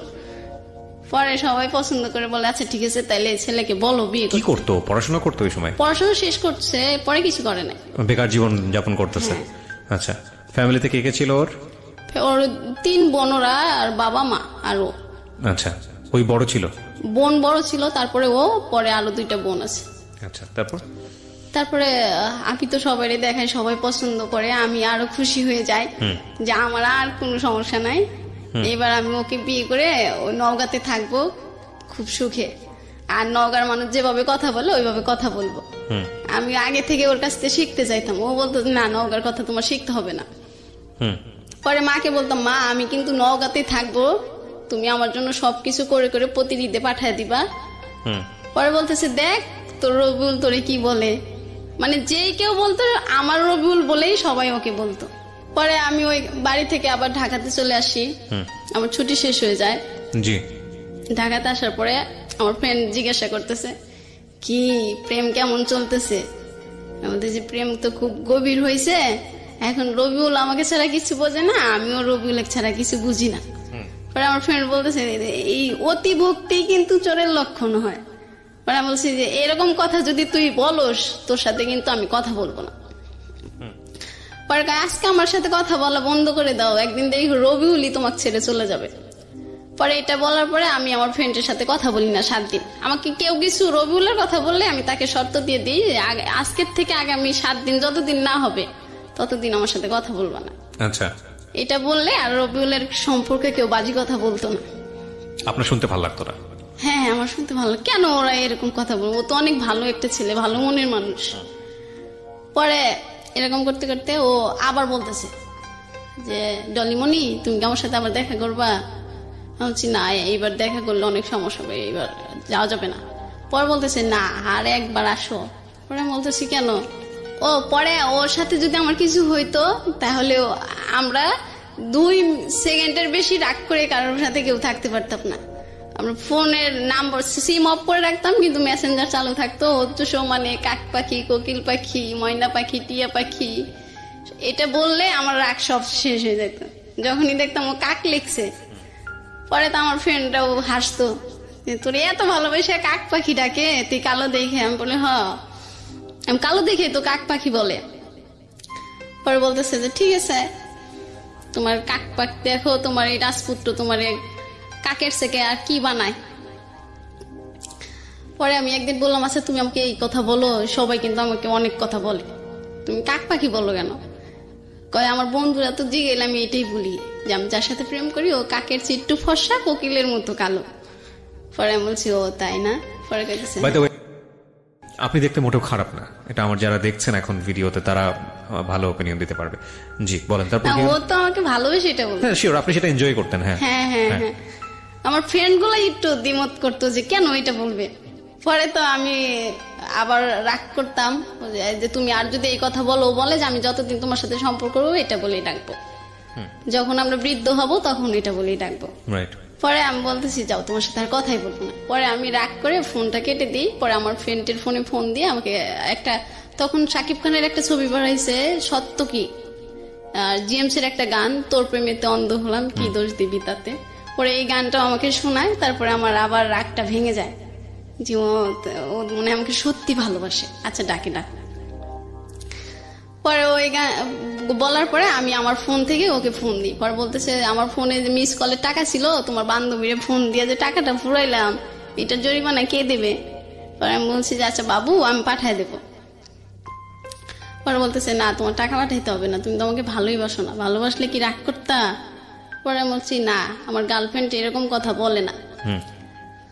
পরে বলতেছে তাহলে তুমি কি ওই আমি যে বলছিলাম দেখা করবা? পরে আমি বলছি যে তোমার ফোন দিলে কি এই কথা ছাড়া কথা থাকে না? পরে বলতেছে না, আমার ফোন দিলে এই কথা ছাড়া কথা থাকে না। পরে আমি বলছি যে আমি বললাম না আমার কাছে টাকা নাই, আর বাড়িতে অনেকদিন ধরে টাকা দিই না, মাকে এবার দিতেই হবে টাকা, আর কতবার 9-6 বোঝানো যায় মাকে। পরে বলতেছে যে ঠিক আছে, আমি এবার দেখি টাকা ব্যবস্থা করা যায় কিনা। পরে আমি বললাম যে তুমি কই টাকা পাবা? কয় আচ্ছা আব্বার ওইখান থেকে টাকা চুরি করে দেখা যায় আসা যায় কিনা। পরে আমি বললাম যে ঠিক আছে, তাহলে তুমি দেখো চুরি করতে পারো কিনা। পরে ও বলতেছে আচ্ছা, পরে ফোন দিয়ে বলতেছে যে হ্যাঁ ডলিমণি। আমি বলছি হ্যাঁ বলো। কইতেছে আমি না 1000 টাকা চুরি করতে পারছি। পরে আমি বলছি তোমার তো 1000 টাকা যাওয়া আসার ভাড়াই, তা আমার সাথে ঘুরবা কি? পরে বলতেছে না আসো। পরে আসার কথা বলতেছে, পরে আমি বলতেছি যে ঠিক আছে আমি তাহলে স্যালারি পেয়ে আসি। বলতেছে না, স্যালারি পেয়ে আসতেও তোমার কাছে এখন যে টাকা আছে তুমি কাউর থেকে নিয়ে আসো। পরে আমি আবার আমার ওই চাচিকে ফোন দিই, ফোন দিয়ে বলি যে চাচি আমার তো আরো 4000 টাকা লাগবে। পরে বলতেছে তুই আগে 6000 টাকাই দেশ নাই এখনো, তুই আরো 4000 নিলে 10,000 টাকা হয়, তাহলে তো 1000 টাকা 100 টাকা লাভ, তাহলে 10,000 1000 করে হয় না? পরে তুই কোত্থেকে দিবি? পরে বলছি আমি দেবো তো, তোমার আমি কি না করছি? পরে বলতেছে আচ্ছা ঠিক আছে তুই একটা নাম্বার দিস আমি টাকা পাঠাই দিব। পরে ও একটা নাম্বার দেয়, আমি একটা নাম্বার দিই, পরে চাচি টাকা পাঠা দেয়। পরে ওরে বলি যে টাকা দিছে 4000 টাকা। পরে বলতেছে 4000 টাকা হলেই হবে, তুমি আসো। পরে যাই, যাওয়ার পরে আবার ওইখানে ওই একটাতেই ওইখানেই থাকি। পরেও আমারে বলতেছে যে শোনো আমি যদি কখনো চলে যাই দেশ থেকে তখন তুমি কি করবা? বলছি আমি তো তোমাকে কখনো চাইতে দেবো না, আমি তো পাগল হয়ে যাবো।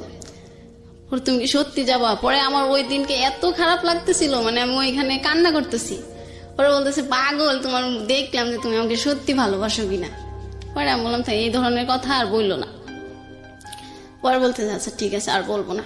পরে আমি আবার ওর সাথে ওইখানে থেকে পরে আমি আবার বাড়িতেই চলে আসি। পরে বাড়িতে আসলে পরে মা যেন কিভাবে শুনে যে আমি আমার চাচির কাছ থেকে 10,000 টাকা নিয়েছি। এখন এই 10,000 টাকা আমি কিভাবে দেই? বাড়িতেই টাকা দিই না, আবার চাচিরে দেবো কিভাবে? আবার আমি এখন দিলেও তো আমি আর ফোনে টাকা ভরতে পারবো না, এমবি ভরতে পারবো না, তাহলে ওর সাথে আর কথা হতে হবে না আমার, টাকা যদি 10,000 ঋণ শোধ করে দিই। পরে মা জানার পরে অনেক সমস্যা হয় বাড়িতে, আমারে নিয়ে যায়, আমাকে বলে যে তুই টাকা নিছস? আমি বলছি হ। টাকা নিয়ে কি করছিস? পরে বলছি যে আমি রবিউলের সাথে ঘুরতে গেছিলাম। পরে বলতেছে ঠিক আছে এই যে এবার টাকা শোধ করতেছি। পরে আমার খালা বলতেছে যে তাহলে আমার থেকে টাকা নিয়ে দিয়ে দে, তাহলে লাভটা বাড়বে না, পরে যেদিন ওর টাকা হয় ওই দিন আমাদের দিলেই হবে। পরে আমি বলছি ঠিক আছে তাহলে এটা দিয়ে দাও, আর রবিউলের সাথে দেখা করবো না, আর টাকাও নেব না। পরে বলতেছে বুঝে বুঝে বললি? মা বলতেছে। আমি বলছি হ্যাঁ মা আমি বুঝে বললাম। পরে আমার তো অনেক বইকা টইকা সবাই, বড় আপু মেজ আপু মা সবাই বইকে, পরে আমি বকা টকা শুনে ঢাকাতে চলে আসি। পরে আসার পরে আমি আর ঠিকঠাক মতো কারোর সাথে কথা বলি না, যে এখন বাড়িতে সবাই জেনে গেছে, এতদিন তো আপু জানতো, এই সম্পর্কটা এখন কত দূর যাবে।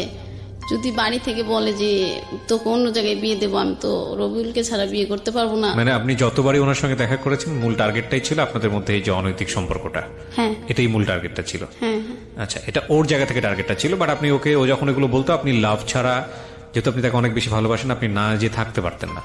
এবং আমি যেটা জানলাম যে 3বারের সম্পর্কের মধ্যে 3বার গেছেন আপনি, তার মধ্যে 2বারই হলো সুদের উপর টাকা নিয়ে। পরে আর ও মানে রাস্তায় সারা রাস্তায় আমাকে আই লাভ ইউ বলতো, আর বলতো তোমাকে আমি অনেক ভালোবাসি, আমাকে তোমাকে ছাড়া কখনোই ও আপনার উইকনেসটা বুঝতো, আসলে আপনি কি পছন্দ করেন সেটা বুঝতো, বাট ওই সাথে সাথে ওর ইন্টারেস্টও বুঝতো। আমরা এখন পর্যন্ত স্টোরি শুনে সেটাই মনে হয়েছে, বাট সামনে কি হবে জানি না, শুনতে থাকি। তারপর তো আমি আসার পরে চুপচাপ থাকি, কারোর সাথে কথা বলি না।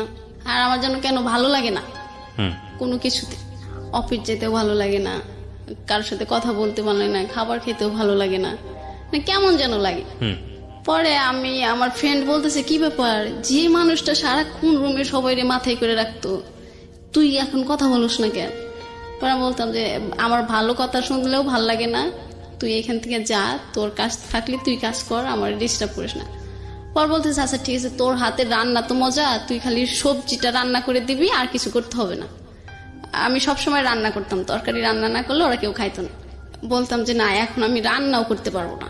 পরে ও বলতো যে তাহলে তুই তো শুধু মাছ ভর্তাটা করে দিলেই হবে, আমার ফ্রেন্ড বলতেছে, আর কিছু করতে হবে না। পরে আমি বলছি না কিছু করতে পারবো না। পরে ওরা বুঝতে পারে যে আসলে কি সমস্যা হয়েছে। পরে আমারে আর কিছু বলে না, যেহেতু আমি ওদের সাথে কথা বলতে চাই না। ওরা কি কি বলে আমারে দেখে, আমি আর এইগুলা তাল দিই না। পরে রবিউল ফোন দেয় খুব কম এখন।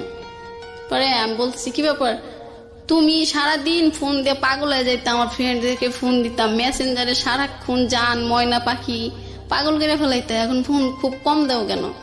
পরে বলতেছি একটু টেনশনে আছি, একটা সমস্যার মধ্যে আছি। পরে আমি বলছি কি হয়েছে? কয় আছে একটা সমস্যা আছে। পরে আমি বলছি বলা যাবে না? বলতেছে না।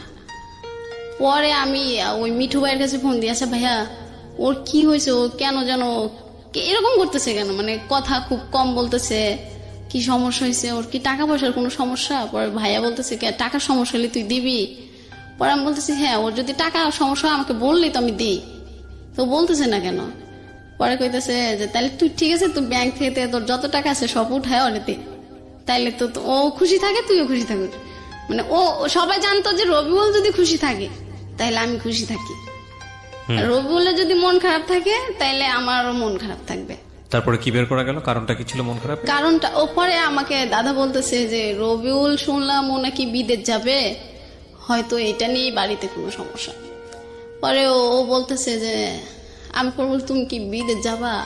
পরে বলতেছে না, আমার বিদেশ ভালো লাগে না, আর আমি তোমাকে ছাড়াও থাকতে পারবো না।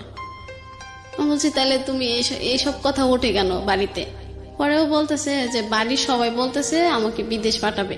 পরে আমি বলতেছি বাড়ির সবাই, তুমি বাড়ির যেই টাকা দিয়ে বিদেশ যাবা ওই টাকা দিয়ে আর আমার থেকে টাকা নিয়ে তুমি দেশে একটা ব্যবসা করো। পরে তুমি আমাকে বিয়ে করবা, আমি এখানে থাকবো, তুমি বাড়িতে ব্যবসা করে পরে ওই ছোট 2 বোনকে বিয়ে দিয়ে দিবা, ওরা বিয়ে দিয়ে হলে পরে আমি তোমাদের বাড়িতে যাব, তাহলে তো আর কোনো সমস্যা থাকে না, তোমার বিদেশও যাওয়া লাগে না। পরে বললেন না পাগল, এটা বাড়ি থেকে যদি আমি ব্যবসা করতে চাই তাহলে টাকা দেবে না, আর বিদেশ গেলে তাহলে টাকা দেবে। পরে আমি বলছি না, তোমার বিদেশ যাইতে হবে না, আমি ওকে সবসময় বলতাম যে তুমি দেশে থাকো, বাড়ি থেকে যে টাকা দেয় আর বাদ বাকি টাকা আমি দেব, দিয়ে তুমি ব্যবসা করবা, তারপরে তোমার বন্ধুটার বিয়ে দিবা, তারপরে আমাকে বাড়িতে নিবা, তারপরে আমরা দুজনে একসাথে বৃদ্ধ হব। পরে বলতো যে দেখি বাড়িতে কি বলে। পরে বাড়িতে আমি বললাম যে ঠিক আছে, তাহলে তুমি একদিন আমার সাথে সুমাইয়ার কথা বলাই দিও, ওর ছোট বোন। ওর ছোট বোনকে বলছিল যে আমি এরকম একটা মেয়ের সাথে কথা বলি, তো ওই মেয়েটা তোর সাথে কথা বলতে চায়।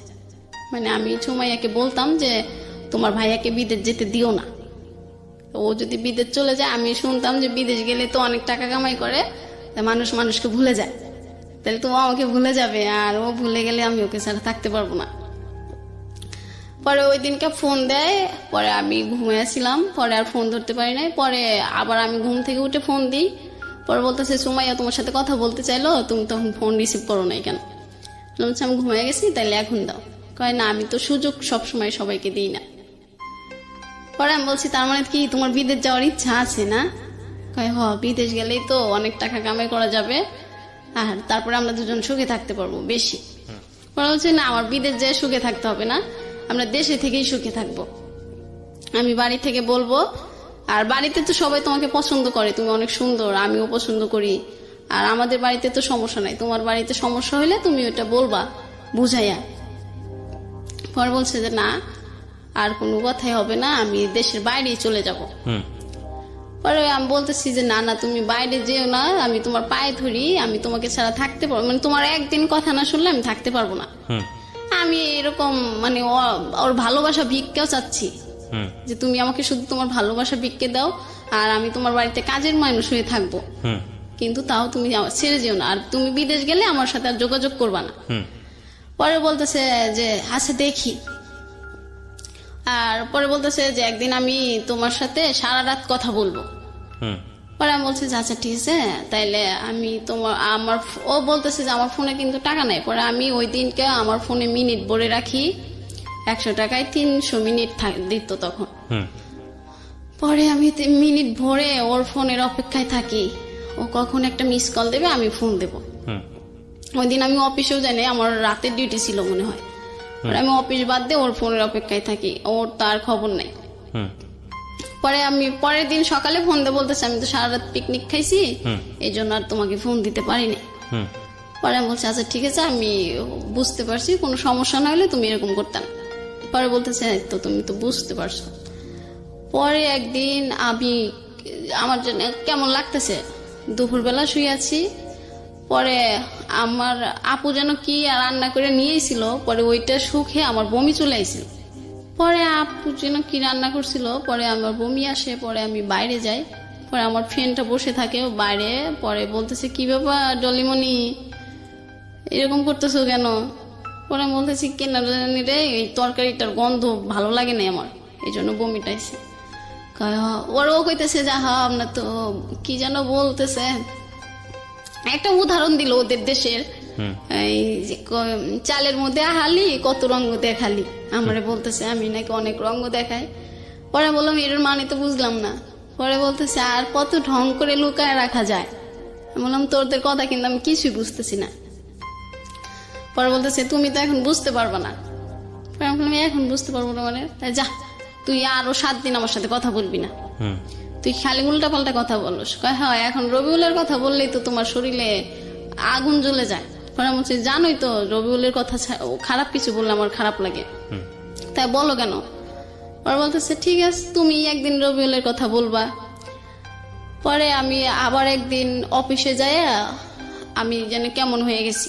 পরে আমার মেডিকেলে আনছে, মেডিকেলে এনে বলছে যে তোমার তো শরীর দুর্বল, খাওয়া লাগবে ঠিক মতো, না খাইলে তুমি অসুস্থ হয়ে যাবা, ঠিক মতো খাবা। পরে আমি অফিস থেকে ওই দিনকে ছুটি দিয়ে দেয় আমাকে। পরে ছুটি দিলে আমি রবিউলকে বলি রবিউল আমার যেন কেন এখন কেমন লাগে। পরে রবিউল বলতেছে কেন কেমন লাগে, মনের ভিতর খারাপ লাগে নাকি? পরে বলছি না আমার শরীরটাই যেন কেমন লাগে। পরে বলতেছে ও এরকম একটু হয়, গরম তো, এই গরমে সবার শরীরটা কেন যেন কিরকম যেন হয়ে যায়। পরে বলছি না বোকা গরম কই, রুমে তো সবসময় ফ্যান চলে। পরে বলতেছে যে কি জানো জানি না তোমার এরকম 9-6 কথা, রাখো ফোন রাখো। পরে আর আচ্ছা রেখে দিলাম। পরে আমার বান্ধবী, ওই বান্ধবীটাই আবার আমার কাছে আসলো, এসে বললো যে আচ্ছা ডলিমণি তুই সত্যি করে একটা কথা বলবি? পরে বলছি কি বল? বলতেছে তুই কি রবিউলের সাথে শারীরিক সম্পর্ক করছোস? পরে বলছি হ্যাঁ। পরে কইতেছে যে তাইলে মনে হয় তোর বাবু টাবু হইছে, নাহলে তুই এরকম করিস কেন? তোর চেহারা তো আগে সুন্দর ছিল, এখন যেন কেমন হয়ে যাচ্ছে। এটা কে বলেছে আপনাকে? আমার ফ্রেন্ড আপনাকে জিজ্ঞেস করছে। পরে আমি ওর কাছে সবকিছুই বলি, রবিউল আমাকে কখন কয়টা চুমা দেয়, কখন কয়বার আই লাভ ইউ বলে, কয়বার কাক পাখি ডাকে, সবকিছু আমার ওই ফ্রেন্ডের কাছে আমি বলি, একসাথে ডিউটি করি। পরে বলতেছে যে আচ্ছা তাইলে তুই একটা কাজ করতে পারস। আমি বলছি কি? বলতেছে এটা তুই তোর আপুদেরকে বলতে পারস। পরে আমি বলছি না রে আপুদেরকে বললে আমার বাইরে ফেলাইব, তুই বললেও এই কথা বলিস না। পরে বলতেছে তোর বলতে যদি সমস্যা হয় তা আমি বলি। আমি বলছি না তোর পায়ে ধরে এটা বলিস না, তাইলে আমার এইখানে রাখবেই না, আমাকে বাড়িতে পাঠিয়ে দিবে। পরে আমি বলতেছি না এটা বলিস না, তাইলে আমার বাড়িতে পাঠিয়ে দিব, আর আমি তো বাড়িতে গেলে রবিউলের সাথে কথা বলতে পারবো না। পরে বলতেছে আচ্ছা ঠিক আছে আমি একটা কাঠি এনে দেবো, তুই সব পরীক্ষা করে দেখবি আসলে তোর এরকম লাগতেছে কেন, চেহারাটাও কেমন হয়ে গেছে। পরে আমি বলছি আচ্ছা ঠিক আছে তাহলে তুই আনিস, আমি ওইটা করবো। পরে এটা করার পরে ওইটা হ্যাঁ আসে। পরে আমার বান্ধবী বলতেছে সর্বনাশ করে ফেলছিস, এখন কি করবি? পরে আমি বলতেছি এখন আমি রবিউলে কি করে বলি বল। পরে বলতেছে আচ্ছা ঠিক আছে আমি রবিউলের কাছে বলবো, আর তুই তোর বড় আপার কাছে চল, আপা যদি রবিউলকে বুঝাইয়া বলে তাইলে মনে হয় রবিউল বুঝবে। পরে আমি রবিউলের কাছে যাই, রবিউলকে বুঝাই যে রবিউল দেখো আমার না এরকম এরকম লাগে। পরে বলতেছে যে তুমি কি মানে একটা বকা দিয়ে বলতেছে যে এইসব পেশাল করার জন্য ফোন দাও। পরে আমি বলছি না আমার সত্যি কেমন যেন লাগে। পরে বলতেছে ফোন রাখো, এখন আর ফোন দিবা না। পরে ফোনটা অফ করে দেয়, পরে আর সারা রাত ফোনটা অন করে না। পরে আমি আবার আপুর রেশমির কাছে বলি যে রেশমি দেখো না আবার এরকম করতেছে। আমার সাথে না কথা বলতেছে না, ফোনটা অফ করছে, তাহলে এখন আমি কেমনে বলি? পরে বলতেছে আবার ফোন যখন অন করে, ও যখন তোকে এই গানটা শোনাইতো তুই এই গানটা শোনাবি, তাইলে হয়তো তোকে ও আর এরকম রাগ করে থাকতে পারবে না। পরে আমি ওই গানটা শোনাই, ও যে গানটা বলতো আমাকে। পরে ও বলতেছে যে গান শোনাইতে হবে না, তুমি কি বলতে চাও বলো। পরে আমি বলছি তোমার সাথে না রেশমি কথা বলবে। পরে বলতেছে আচ্ছা ঠিক আছে, রেশমির কাছে দাও। পরে রেশমি বলতেছে যে হ্যাঁ রবিউল ভাইয়া, ও তো এখন এরকম এরকম, ওর মনে হয় পেটে বাবু হয়েছে। পরে বলতেছে যে না না, এটা মিথ্যে কথা, এটা কোনোভাবেই সম্ভব। ও বলতেছে এটা কোনোভাবেই সম্ভব না। হ্যাঁ হ্যাঁ হ্যাঁ। পরে আমি বলতেছি যে সম্ভব না মানে তুমি এটা কি বলতেছো? পরে রেশমি বলতেছে তুই চুপ কর, আমি বুঝাই বললেই বুঝবে। পরে বলতেছে যে আপনার কথা বলা শেষ? পরে বলতেছে যে না শেষ না, আপনি ওই কথাটা আগে শোনেন, আপনি হ্যাঁ না কিছু তো একটা বলবেন, এখন ও কি করবে। পরে বলতেছে এটা সম্ভবই না, এটা হয়ই নাই, ও এরকম নাটক করতেছে। পরে আমি আবার বললাম ফোন দিয়া যে রবুল তুমি বিশ্বাস করতেছো না কেন? পরে কইতেছে যে না, এটা কিভাবে বিশ্বাস করবো আমি, আমার জানা মতো তোমার এই মিথ্যে কথা বলতেছো, আর তোমার পেটে বাবুটা ভয় নেই। ওর জায়গা থেকে এতটা কনফার্ম ছিল কেন সেটা আমি বলতে পারবো না। কেন আপনি বলতে পারবেন না? আপনি বিবাহিত একজন নারী, কয় মাস সংসার করেছেন এবং আপনি মোটামুটি ম্যাচিউর একটা বয়সের।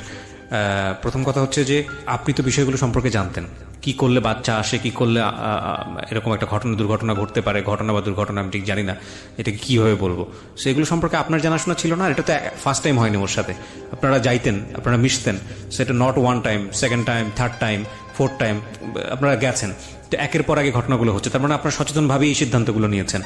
তো সেখানে আপনি বলতে পারবেন না কেন? মানে আপনারা কিভাবে মিলেছেন যেটার মধ্যে ও কনফার্ম ছিল যে না বাচ্চা আসার সম্ভাবনাই নাই, আর আপনি বলতেছেন যে না আমি জানি না কিছু, মানে বিষয়টা আমি বুঝলাম না। এটার জন্য না বলতো যাতে আমি ওকে বিয়ের প্রেশারটা না দিই, সেটা তো অন্য হিসাব, কিন্তু এগুলোর সাথে তো আসলে বাচ্চা হওয়া না হওয়ার কোনো সম্পর্ক নাই।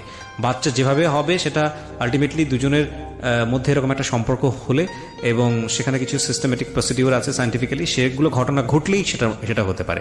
তো আপনারা তো একবার এই ঘটনা ঘটেনি, আপনাদের মধ্যে বেশ কয়েকবার ঘটেছে, আপনারা দুজন সচেতন ছিলেন না? না, আমরা দুজন কোনো ব্যবস্থা নিই নাই। পরে আমি ওকে বলার পরে ও বলতেছে আচ্ছা ঠিক আছে ফোন রাখি। ব্যবস্থা নেননি, তারপর আপনারা রেগুলার এগুলো করেছেন? হ্যাঁ। ও কোনো ব্যবস্থা নেয়নি? ও একবার আমাকে ওষুধ কিনে দিয়েছিল। আপনি খাননি সেটা? না না, আমি ওটা খাই। এটা এবং আপনি যে খাননি সেটা ওকে জানানো নেই? না, ও পরে জিজ্ঞাসাও করে নাই। তার মানে আপনাদের মধ্যে এই ঘটনা 1 মাস বা 2 মাসের মধ্যে বেশ কয়েকবার হয়েছে, এই যাওয়া আসার ঘটনা, তাই কি? মুখে বলতে হবে। হ্যাঁ হ্যাঁ হ্যাঁ। মানে 2-3 বার যে আপনারা একসাথে হয়েছেন সেটা 1-2 মাসের মধ্যেই নাকি গ্যাপ ছিল? না, গ্যাপ 1-2 মাসের মধ্যেই। তারপরে তো ও বলতেছে যে এখন আমি রাখি, এইসব কথা শোনার জন্য ফোন রিসিভ। ও কেন বলতেছে যে এটা সম্ভবই না? আমি তো বুঝলাম না, এটা তো সম্ভব। এটা কি ওর জানাশোনা ছিল না? ও এটা বলতো, ও বলতেছে যে 2 মাসে 3 মাসে তুমি কিভাবে বুঝলা? আচ্ছা, ও বলছে 2 মাসে তুমি কিভাবে বুঝলা? হ্যাঁ, 2 মাসে তো বোঝা যায় না, 3 মাসে তো বোঝা যায় না। পরে আমি বলতেছি যে বোঝা যায় না, আমি তো এটা ডক্টরের থেকে এনে পরীক্ষা করছি, এটা হ্যাঁ হয়েছে, তুমি বিশ্বাস করো। আর এখনই যে আমাকে আমার ফ্রেন্ড নিয়ে যাচ্ছে আপুর কাছে, ওইখানে আপুর সাথে তোমাকে কথা বলা দেবো, তা আপু যেটা বলে তুমি একটু হ্যাঁ বলো। আর এখন তো এটা হয়েছে যখন, তাহলে তুমি একটা কাজ করো, আমাকে বিয়ে করে রেখে দাও, আমি এখানে থাকবো, তুমি ওইখানেই থাকবা। এটা আপনি ওকে বললেন? হ্যাঁ হ্যাঁ। ও বলতেছে না আমার তো বিয়ে করা এখন সম্ভবই না, আমার বৃদ্ধ বাবা মা আছে, আমার 2টা বোন আছে, ওদের লেখাপড়া শেষ হবে, ভালো ফ্যামিলিতে বিয়ে দেব, আমার অনেক স্বপ্ন আছে ওদেরকে নিয়ে। পরে বলছে ওদেরকে নিয়ে স্বপ্ন আছে, তোমাকে নিয়ে তোমার কোনো স্বপ্ন নাই। পরে বলতেছে যে আমার স্বপ্নটা পরে আমি বলছি ঠিক আছে, তাইলে তোমার যখন ওদেরকে নিয়ে স্বপ্ন, আমি ওদেরকে বিয়ে দিয়ে দেবো, কিন্তু তুমি এখন আমাকে বিয়ে করো প্লিজ। পরে বলতেছে যে আচ্ছা ঠিক আছে, আমি তোমার সাথে পরে কথা বলি, আগে মিঠু ভাইয়ের সাথে কথা বলি। পরে মিঠু ভাইকে কথা বললো, মিঠু ভাই বলতেছে যে এখন তাহলে কি করা যায়। পরে আমি আমার আপার কাছে ওইখানে আমার ফ্রেন্ড নিয়ে যায়, আমার মেয়ে আপু তো অলরেডি জেনেই যায়।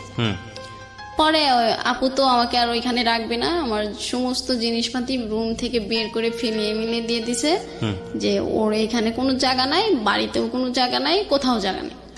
আচ্ছা, এটা আপনার বড় বোন?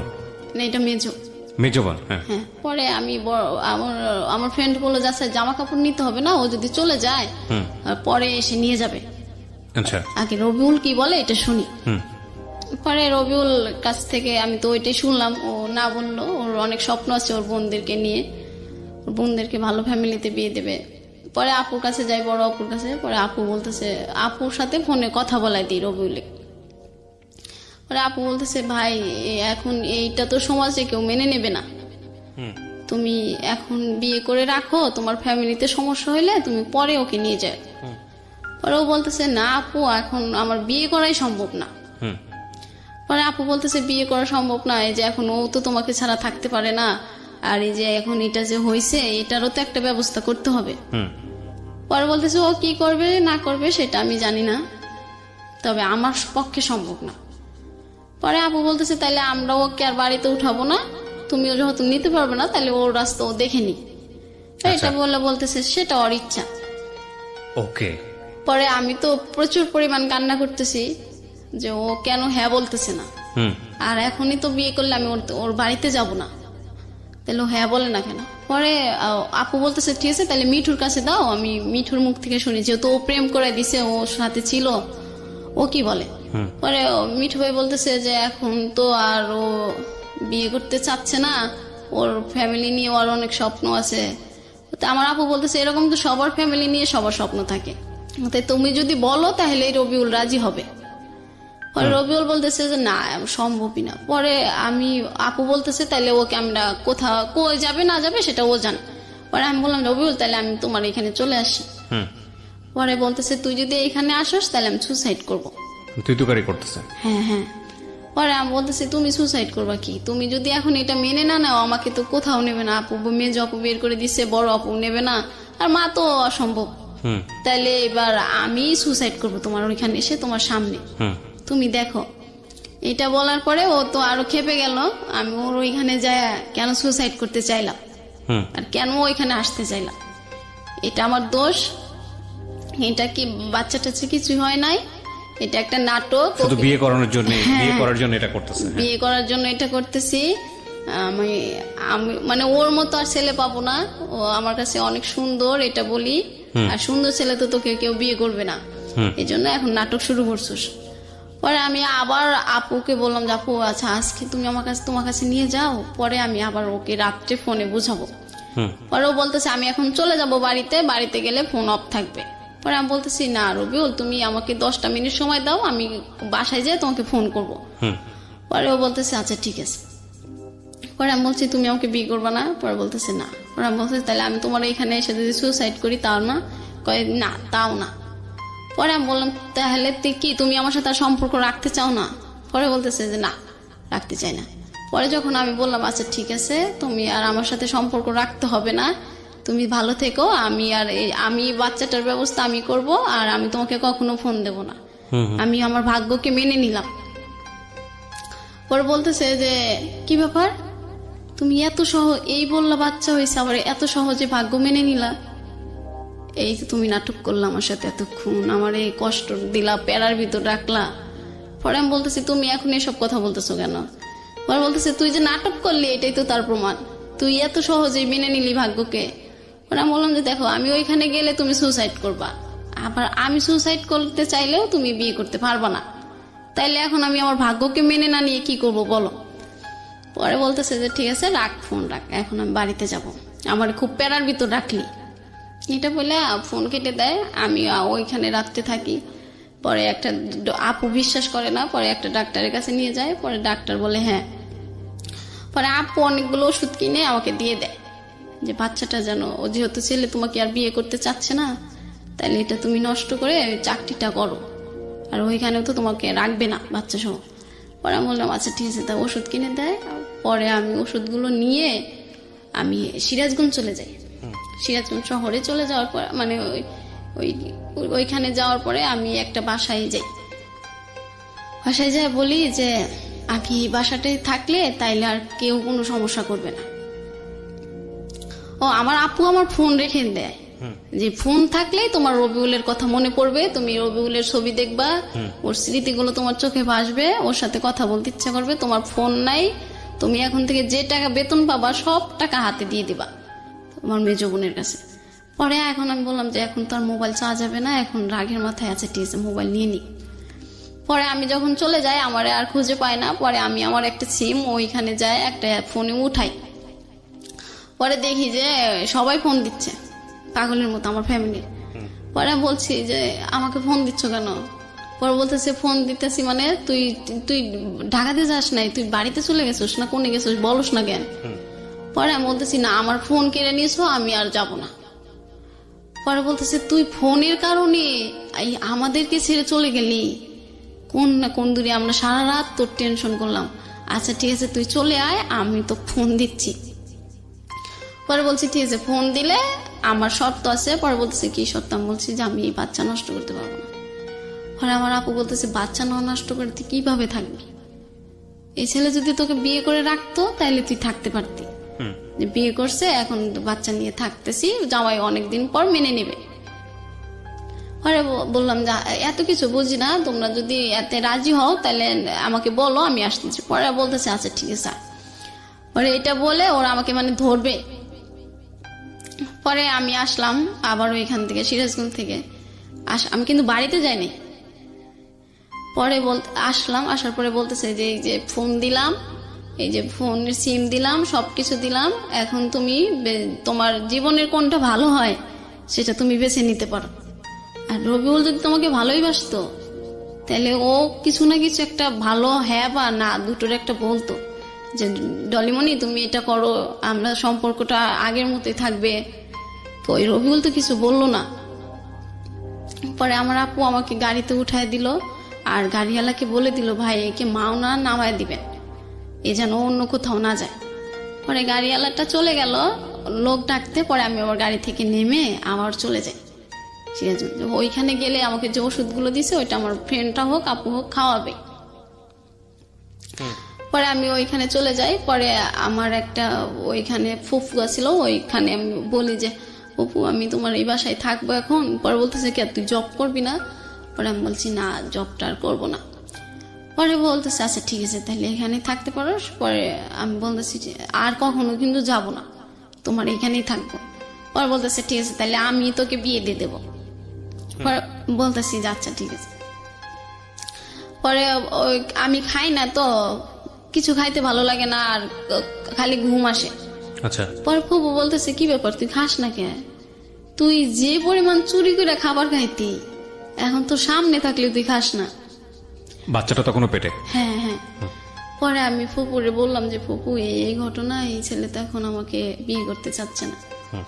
পরে ফুপু বলতেছে আচ্ছা বিয়ে করতে না চাইলে এরও সমাধান আছে, তুই এটা নষ্ট করে ফেল তাইলে আর আমরা এখানে থাকবি কোনো সমস্যা হবে না, পরে ভালো দেখে আমরা একটা বিয়ে দিয়ে দেবো তোকে। এটা বলার পরে আমি বললাম কি বলে, আমি যার জন্য এখানে চলে আসলাম জব ছেড়ে সেও বলতেছে বাচ্চা নষ্ট করতে। পরে রবিউল ওই দিন ফোন দিল, ফোন দিয়ে বলতেছে কই তুমি? পরে বললাম যে আমি ফুপুর বাসায় আইছি। কেন? পরে বলতেছে যে আমার ফ্রেন্ড তোমার সাথে কথা বলবে আজম। পরে বলতেছে যে আমি বললাম যে আজম কি কথা বলবে? তো আমি জাগ দিয়ে ভূত ছাড়াবো সেই তো ভূত, আমি আজমের সাথে কি বলবো? পরে বলতেছে প্লিজ 1 মিনিট কথা বলো। পরে আমি বললাম আচ্ছা ঠিক আছে। পরে আজম বলতেছে যে ডলি তুমি এরকম পাগলামি করতেছো কেন? আর এরকম এই কয়েক দিনে কি কারো বাচ্চা হয়? পরে আমি বলছি যে ভাইয়া আপনিও বিশ্বাস করলেন না। পরে আমাকে বলতেছে রবিউল যেটা বলছে আমি তো সেটাই বলতেছি। পরে বলছে ও রবিউলের কথা বিশ্বাস হলো আর আমার কথা বিশ্বাস হলো না। পরে বলতেছে না। পরে আমি বলতেছি তাইলে ও বলতেছে রবিউল তো একটা চাকরি নেবে, পরে তোমাকে বলি বিয়ে করবে 2-3 মাস পর, এই যে আমার কাছে বললো। পরে এটা বলার পরে আমি তো খুব খুশি।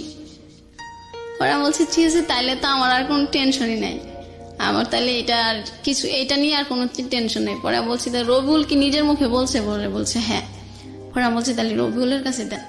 পরে রবিউলের কাছে দেওয়ার আগে বলতেছে যে শোনো তুমি যে চাকরিটা করো ওইখানে চলে যাও, চলে যায় তুমি রবিউল তোমারই থাকবে, ও তো তোমার। পরে বলতেছে যে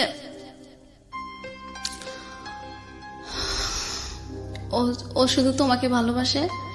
পরে আমি আবার ওর কথা বিশ্বাস করে আবার আমি ওইখানে চলে আসি। ঢাকাতে আসার পরে আমি ওকে বললাম যে হ্যাঁ রবিউল আমি তো চলে আসি। পরে বলতেছে ঠিক আছে তুমি ঠিক মতো চাকরি করবা, ঠিক মতো অফিস করবা, ঠিক মতো খাবার খাবা, ঠিক মতো গোসল করবা। পরে আমি বলছি যে হ্যাঁ, এখন তো আমার সবকিছু ঠিক মতোই করতে হবে, নাহলে তো তোমার বাবুটা ঠিক মতো হবে না। এটা আপনি বললেন? পরে বলতেছে এই জন্যই তোমার সাথে আমার কথা বলতে ইচ্ছা করে না, তুমি কথায় কথায় মিথ্যে কথা বলো, নাটক করো, অভিনয় করো। পরে আমি বললাম যে বিশ্বাস করো আমি কোনো নাটক করতেছি না, তুমি কেন বিশ্বাস করো না? এইসব এইসব কথা বললে আমার তোমার সাথে কথা বলতে ইচ্ছা করে না। পরে আমি বলছি কথা বলতে ইচ্ছা না করলেও সত্যটা তো আমার বলতে হবে। পরে বলছে যে না, এটা যদি থাকে তাহলে আমি আর তোমার সাথে কোনো কথাই বলবো না, এই কথা থাকলে। পরে আমার আপু ওরকম রবিউল আর ফোন দেয় না, আমি ফোন দিলেও রিসিভ করে না, ফোন বন্ধ থাকে। পরে আমার মেজো আপু বললো যে দেখো, আমরা প্রত্যেকটা মানুষের ভাগ্যেই একটা সৃষ্টিকর্তা নির্দিষ্ট ভালোবাসা রেখে দেয়, আবার ওটা নিয়ে আমাদের খুশি থাকতে হয়। আর তুমি রবিউলের যে ভালোবাসাটা পাইছো ওটা নিয়ে খুশি থাকো, এর চেয়ে বেশি ভালোবাসা পাওয়া যায় না জোর করে। পরে আমি বললাম না আপু তুমি এটা কি বলো, ও তো আমাকে অনেক ভালোবাসে, ওর মতো ভালো মানুষই হয় না। পরে বলতেছে ও যদি তোমাকে অনেক ভালোবাসতো তাহলে এই সময়টা তোমার পাশে থাকতো। পরে আমি বলছি যে না, ও হয়তো কোনো সমস্যা এই জন্য আমার কাছে থাকতেছে না। পরে আমার আপু একটা কথা বলছিল যে আমাদের ভালোবাসাটা সবসময় ঠিক হয়, আমরা শুধু ভুল মানুষকে কিছু সময় ভালোবেসে ফেলি। এটা বলার পরে আমি প্রচুর পরিমাণ কান্না করি।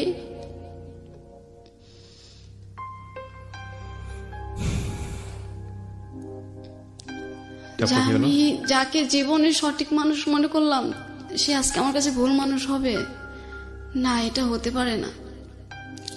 পরে আমার রুমে সবাই জানে এই বিষয়টা, এখনো জানে যে আমি রবিউলের জন্য পাগল। পরে সবাই বলতেছে আচ্ছা ঠিক আছে, তুমি যখন রবিউলকে ভালোবাসো তুমি বাবুটা নষ্ট করে ফেলো, ও তোমার ভালোবাসা আছে থাকবে, তোমার বাবু আবার হবে ও যখন তোমাকে বিয়ে করবে। পরে আমাকে সবাই মিলে এটা অনেক কিছু বোঝানোর পরে আমি হ্যাঁ বলে দিই, আচ্ছা ঠিক আছে বাবুটা আর রাখবো না।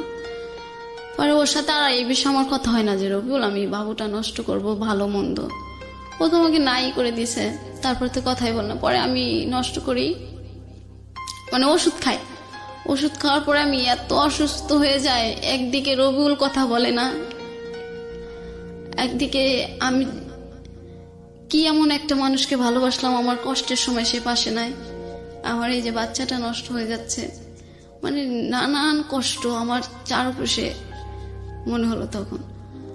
আর মানে ওষুধটা বাবুটা নষ্ট হওয়ার সময় আমি এত অসুস্থ হয়ে গেলাম, আমি উঠে দাঁড়ানোর ক্ষমতা আমার ছিল না তখন। পরে আমাকে সবাই সেবা যত্ন করলো, 15 দিন আমি ওই অসুস্থই ছিলাম। পরে ওর সাথে আর এই কথা হয় নাই ভালো করে, ওই হয়তো 1 মিনিট ফোন দিয়ে বলতো কি করো, আমি ওই কাউকে দিয়ে ফোনটা রিসিভ করে বলতাম যে হ্যাঁ বল ভালো আছে। পরে একদিন আমাকে বলতেছে জলিমনি, বললাম হ্যাঁ বলো। পরে বলতেছে আমি না একটা কথা বলতে চাই তোমারে। পরে বললাম যে কি বলো।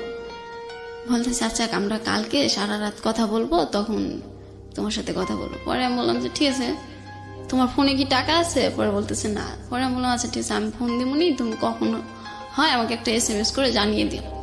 পরে বলতেছে আচ্ছা ঠিক আছে। পরে রাত গেল আর ফোন দিল না। পরে দিন সন্ধ্যাবেলা ও আমাকে ফোন দিয়ে বলতেছে যে ডলিমনি একটা কথা বলবো। পরে বলছি হ্যাঁ বলো।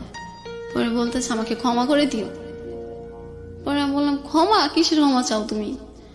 আমার কাছে তো তুমি কোনো অপরাধ করো নাই। পরে বলতেছে আমি না বিদেশ চলে যাচ্ছি। এটা বলার পর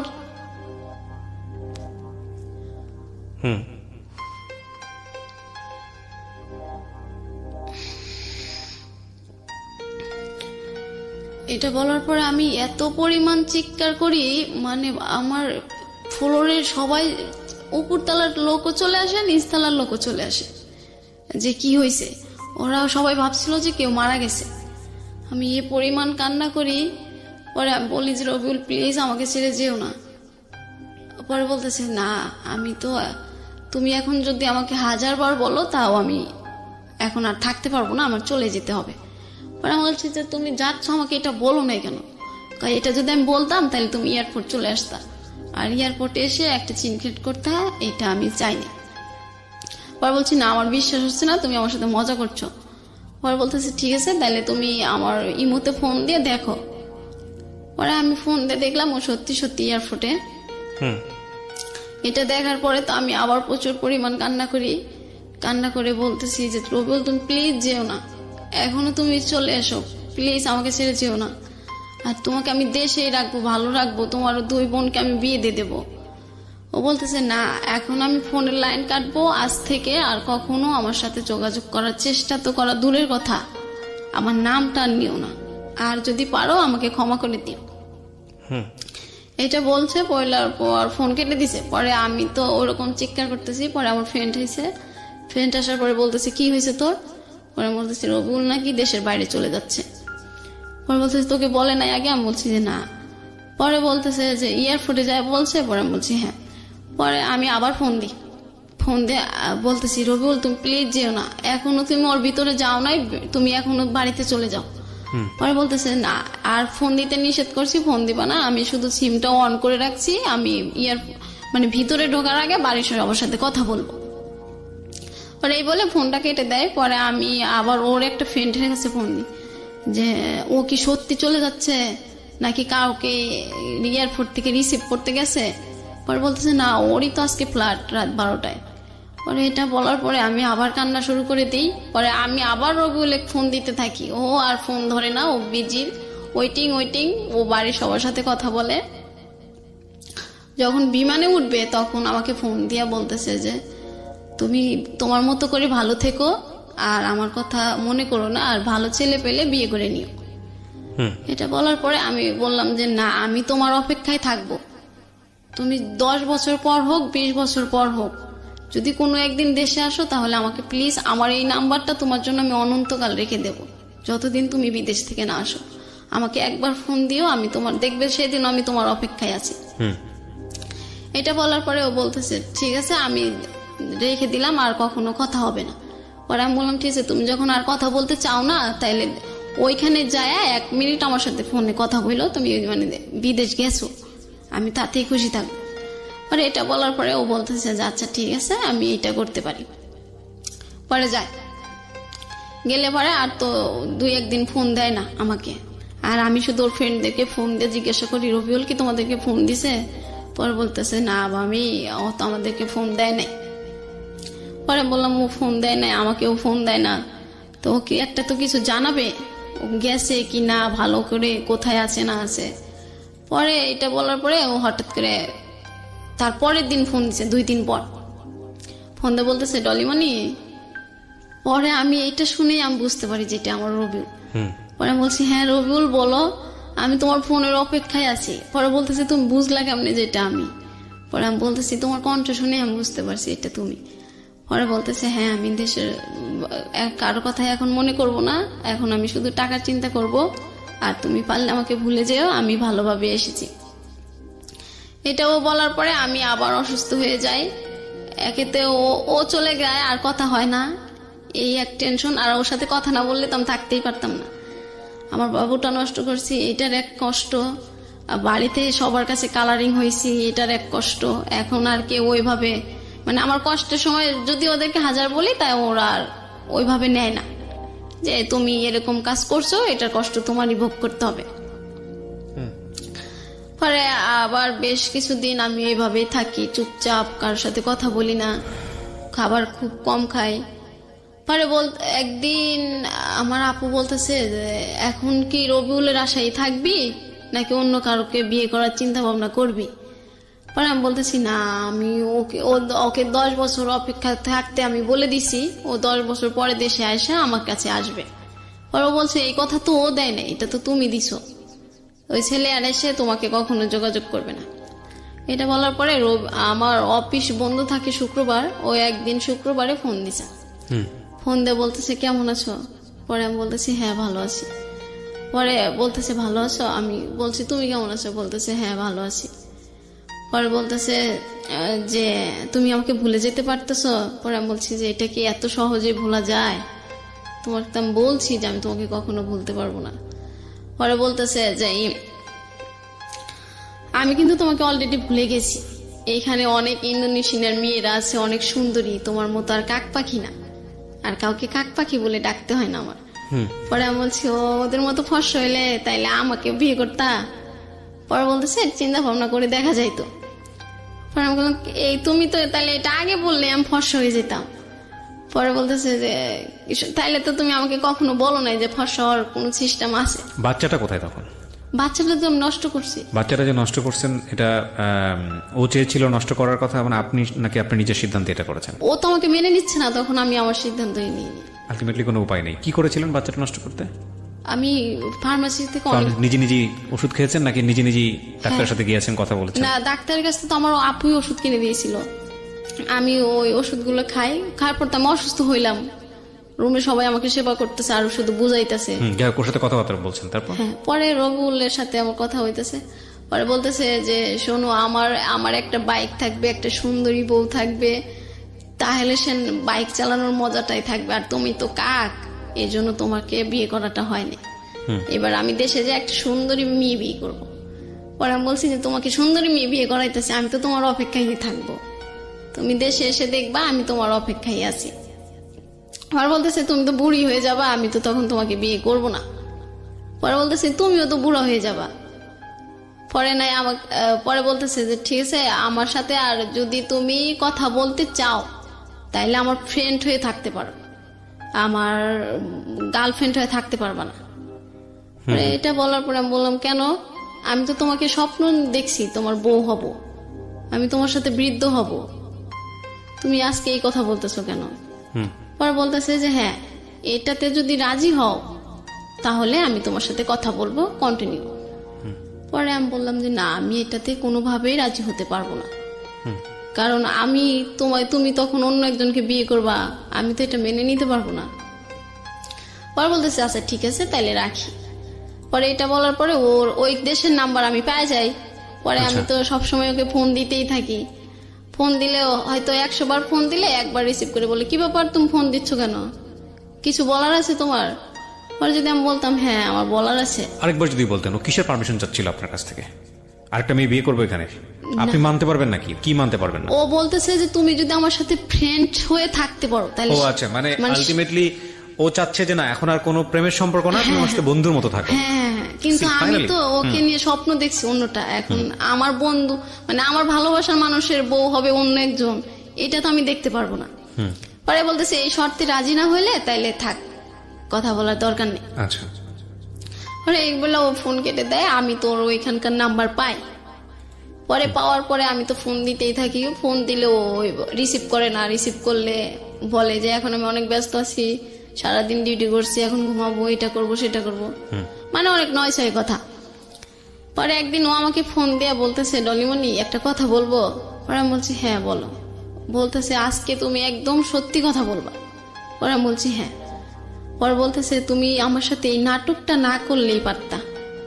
পরে বলছি কোন নাটকটা? কয় হ্যাঁ তুমি ভেবে দেখো, আমি দেশ ছাড়ছি তোমার অনেক কষ্ট নিয়ে। আমি বলছি কোন কথা বলতেছো তুমি? পরে বলতেছে যে তুমি যে এটা বলছিলা বাচ্চা হইছে আমাকে বিয়ে করো, আমি তো এটা এখনো মেনে নিতে পারি না যে তুমি আমার সাথে এত বড় প্রতারণা করছো। পরে বলছি কোনটা আমি প্রতারণা করলাম? পরে বলে তুমি আমার সাথে মিথ্যে বললা কেন?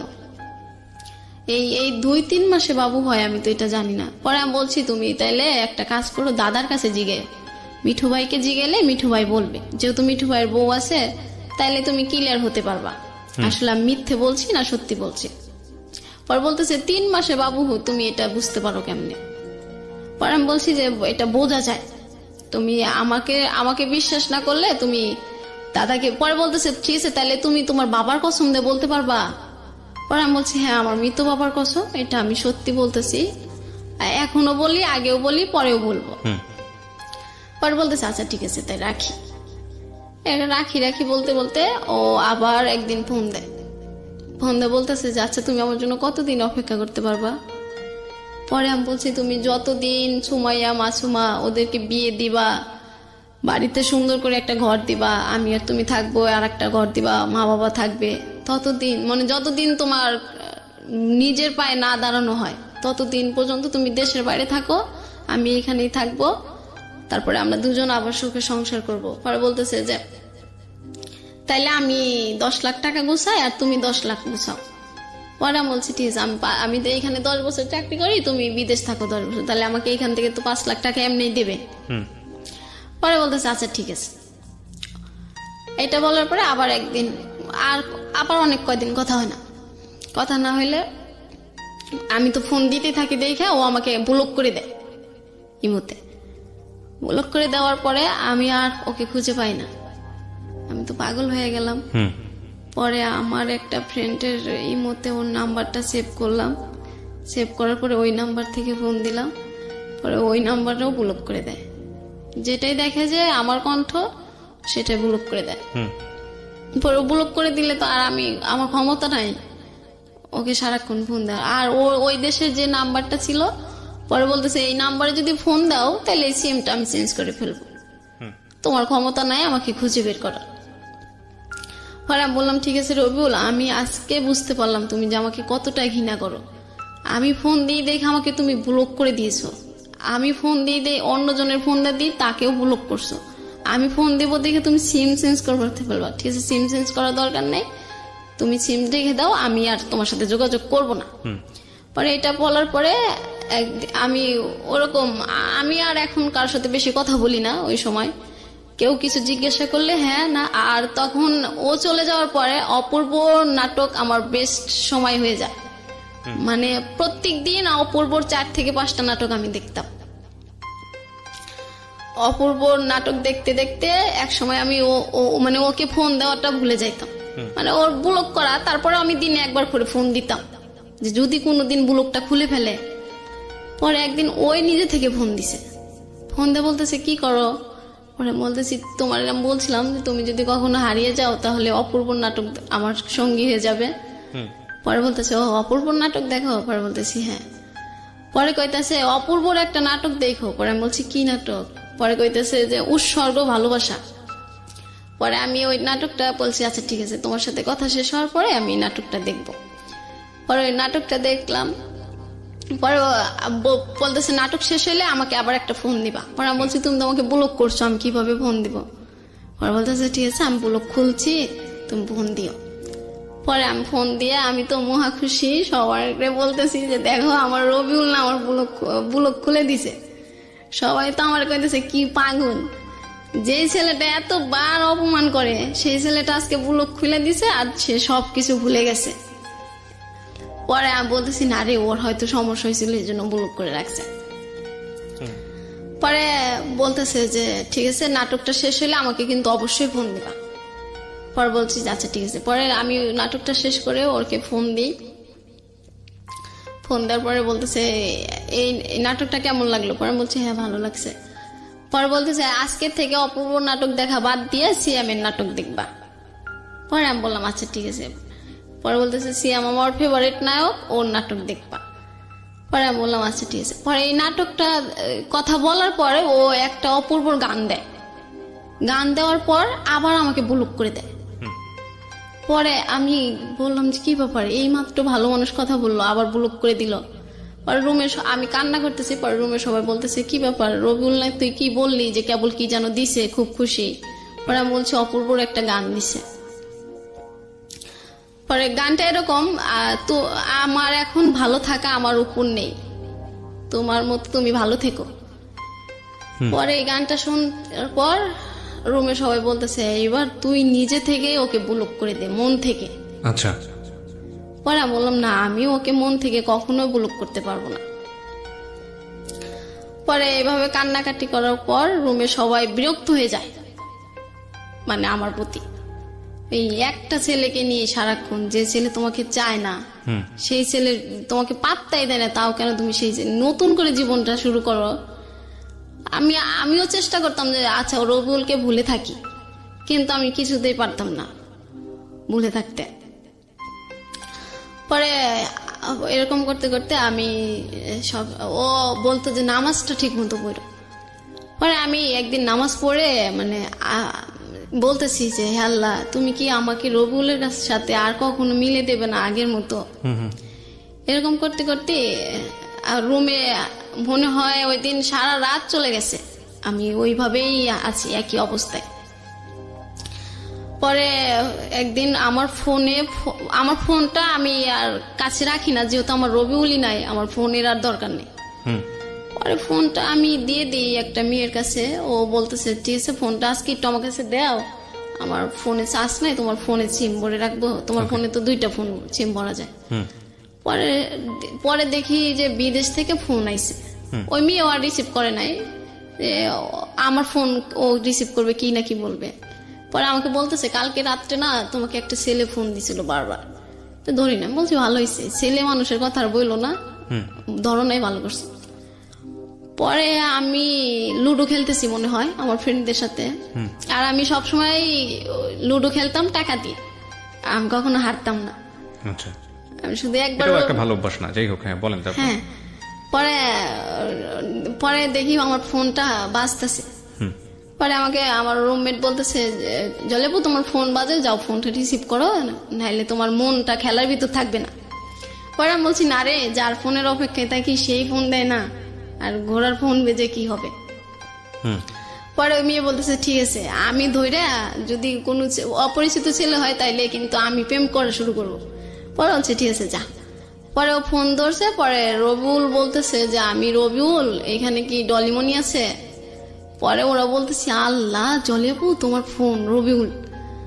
পরে আমি তো ফোনটা রিসিভ করে মানে কি বলবো ওকে, মহা খুশি। পরে বলতেছি রবিউল তুমি এতদিন পর আমাকে ফোন দিলা? পরে বলতেছে হ্যাঁ, মাঝে মাঝে মনে পড়লে ফোন দেবো, আমি বলছি না, যখন আমার কথা বলতে ইচ্ছা করবে তখন কথা বলবো, আমি তো তোমাকে না করি নাই কথা বলতে। পরে আমি বলছি আচ্ছা রবিউল তোমার ইচ্ছা করলে তুমি কথা বলবা, আর আমার যখন ইচ্ছে করে তখন আমি তোমার ফোনে ফোন দিলে ওই যে আমার ব্লগটা এটা দেখতে হয়, তাহলে কেমন না বলো? পরে বলতেছে এই জন্য তো তোমার সাথে আমি কথা বলি না, আমি যখন কথা বলবো তখন কথা বলবা, এর বেশি কথা বলবা না। পরে আমি বলছি আচ্ছা ঠিক আছে কথা বলো। পরে বলতেছে যে আমি তো তোমার ওইটাতে ব্লক করে দিয়েছি, এখন আমি নতুনই খুলছি ইমো, তাইলে তোমার ইমো নাম্বারটা আমাকে দাও, আমি তো তোমার ইমো নাম্বারটা পাচ্ছি না। পরে আমি আমার সাথে সাথে আমার ইমো নাম্বারটা দিয়ে দিই। পরে ও আর ওই দিন ফোন দেয় না, পরের দিন ফোন দিছে।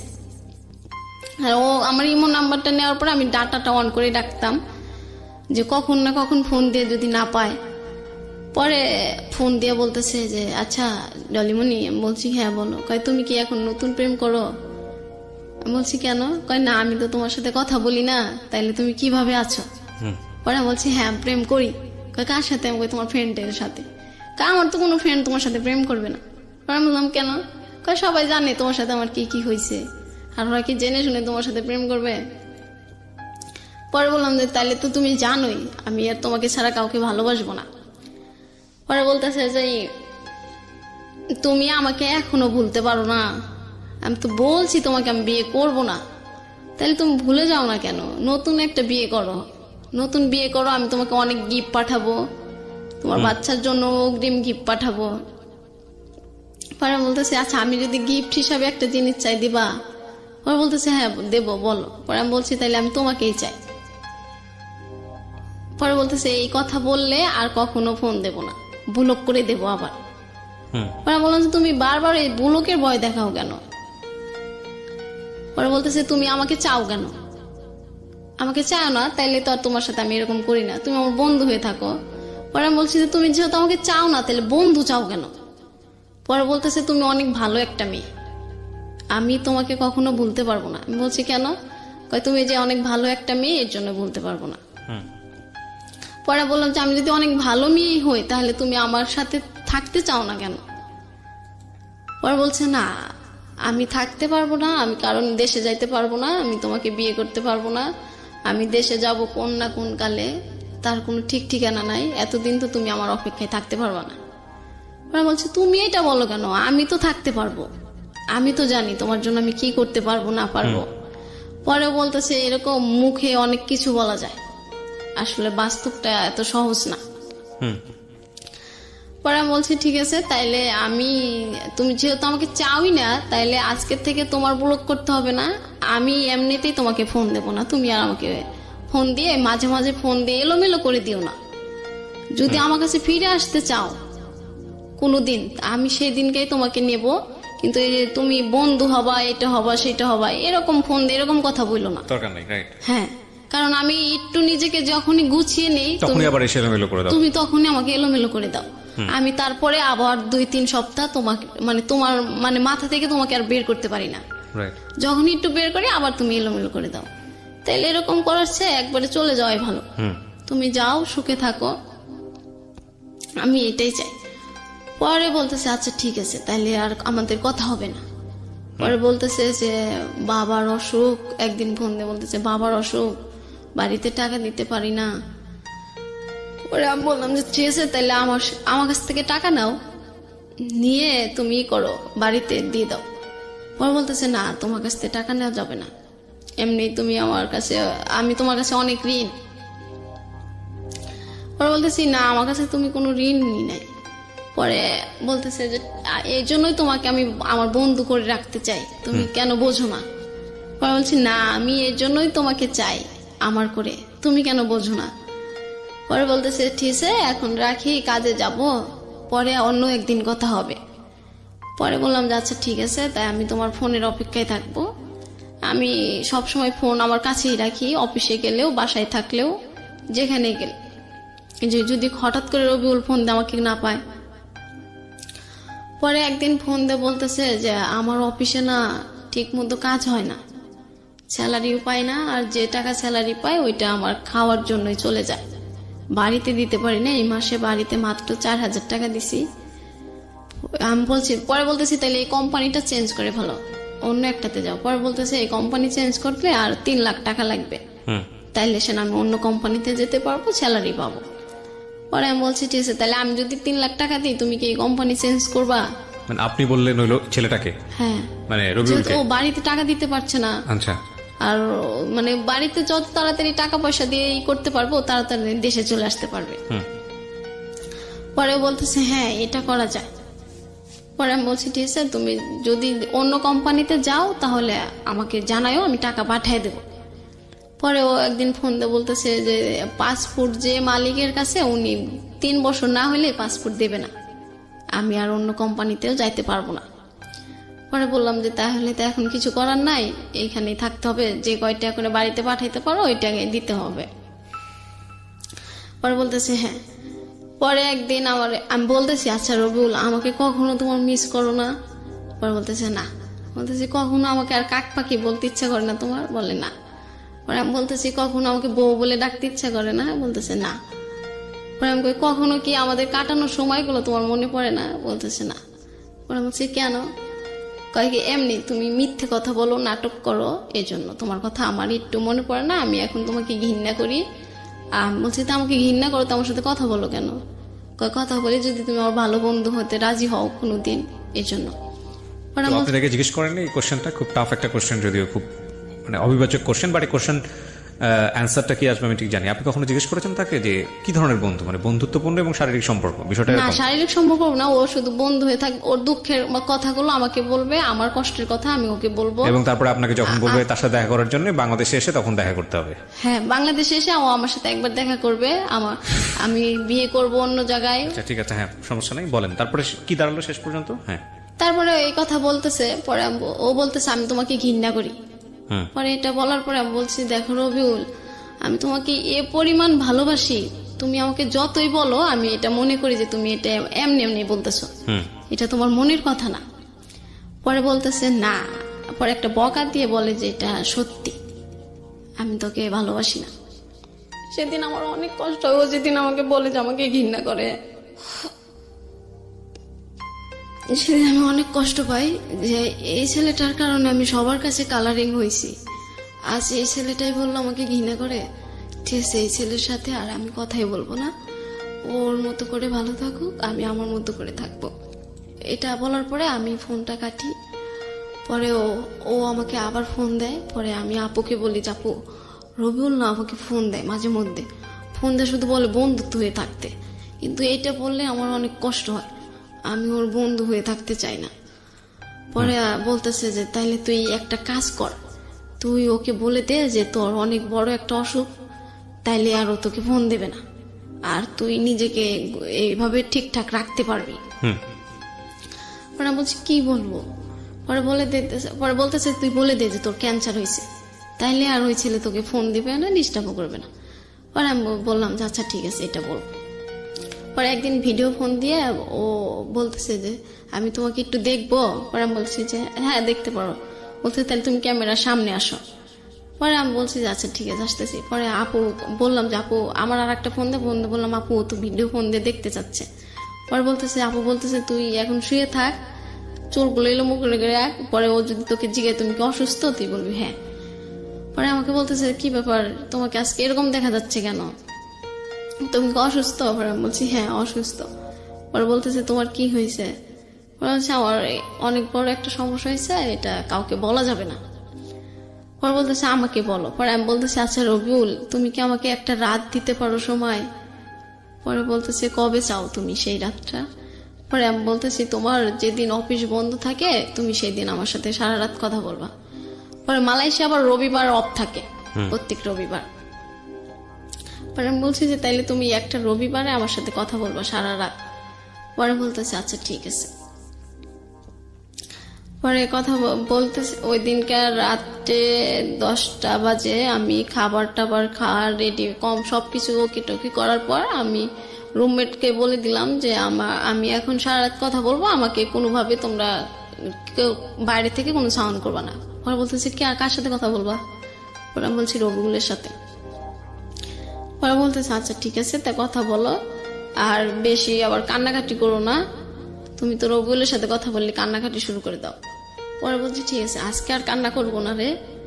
পরে বলতেছে যে হ্যাঁ ডলিমানি বলো কি বলতে চাও। পরে আমি বলছি যে রবিউল আমার না অনেক বড় একটা অসুস্থ। পরে বলতেছে কি হয়েছে? পরে আমি বলছি আমার না ক্যান্সার হয়েছে। মিথ্যা কথা? হ্যাঁ। ও যে তার ফোন না দিয়ে মাঝে মধ্যে আমাকে এলোমেলো না করে দেয়। পরে বলতেছে যে তাইলে তুমি ডাক্তার দেখাও নাই? পরে বলছে যে আমি বলতেছি হ্যাঁ এখন আমি দুবাইয়ে যাব, ওইখানে যায় চিকিৎসা হবো। আপু বলে দিছে ও জানে যে আমার দুবাই যাওয়ার ক্ষমতা আছে, ওরকম টাকা পয়সা আছে, আমি ইচ্ছে করলে সব জায়গায় যাইতে পারবো, আর এটা বললে ও বিশ্বাস করবে।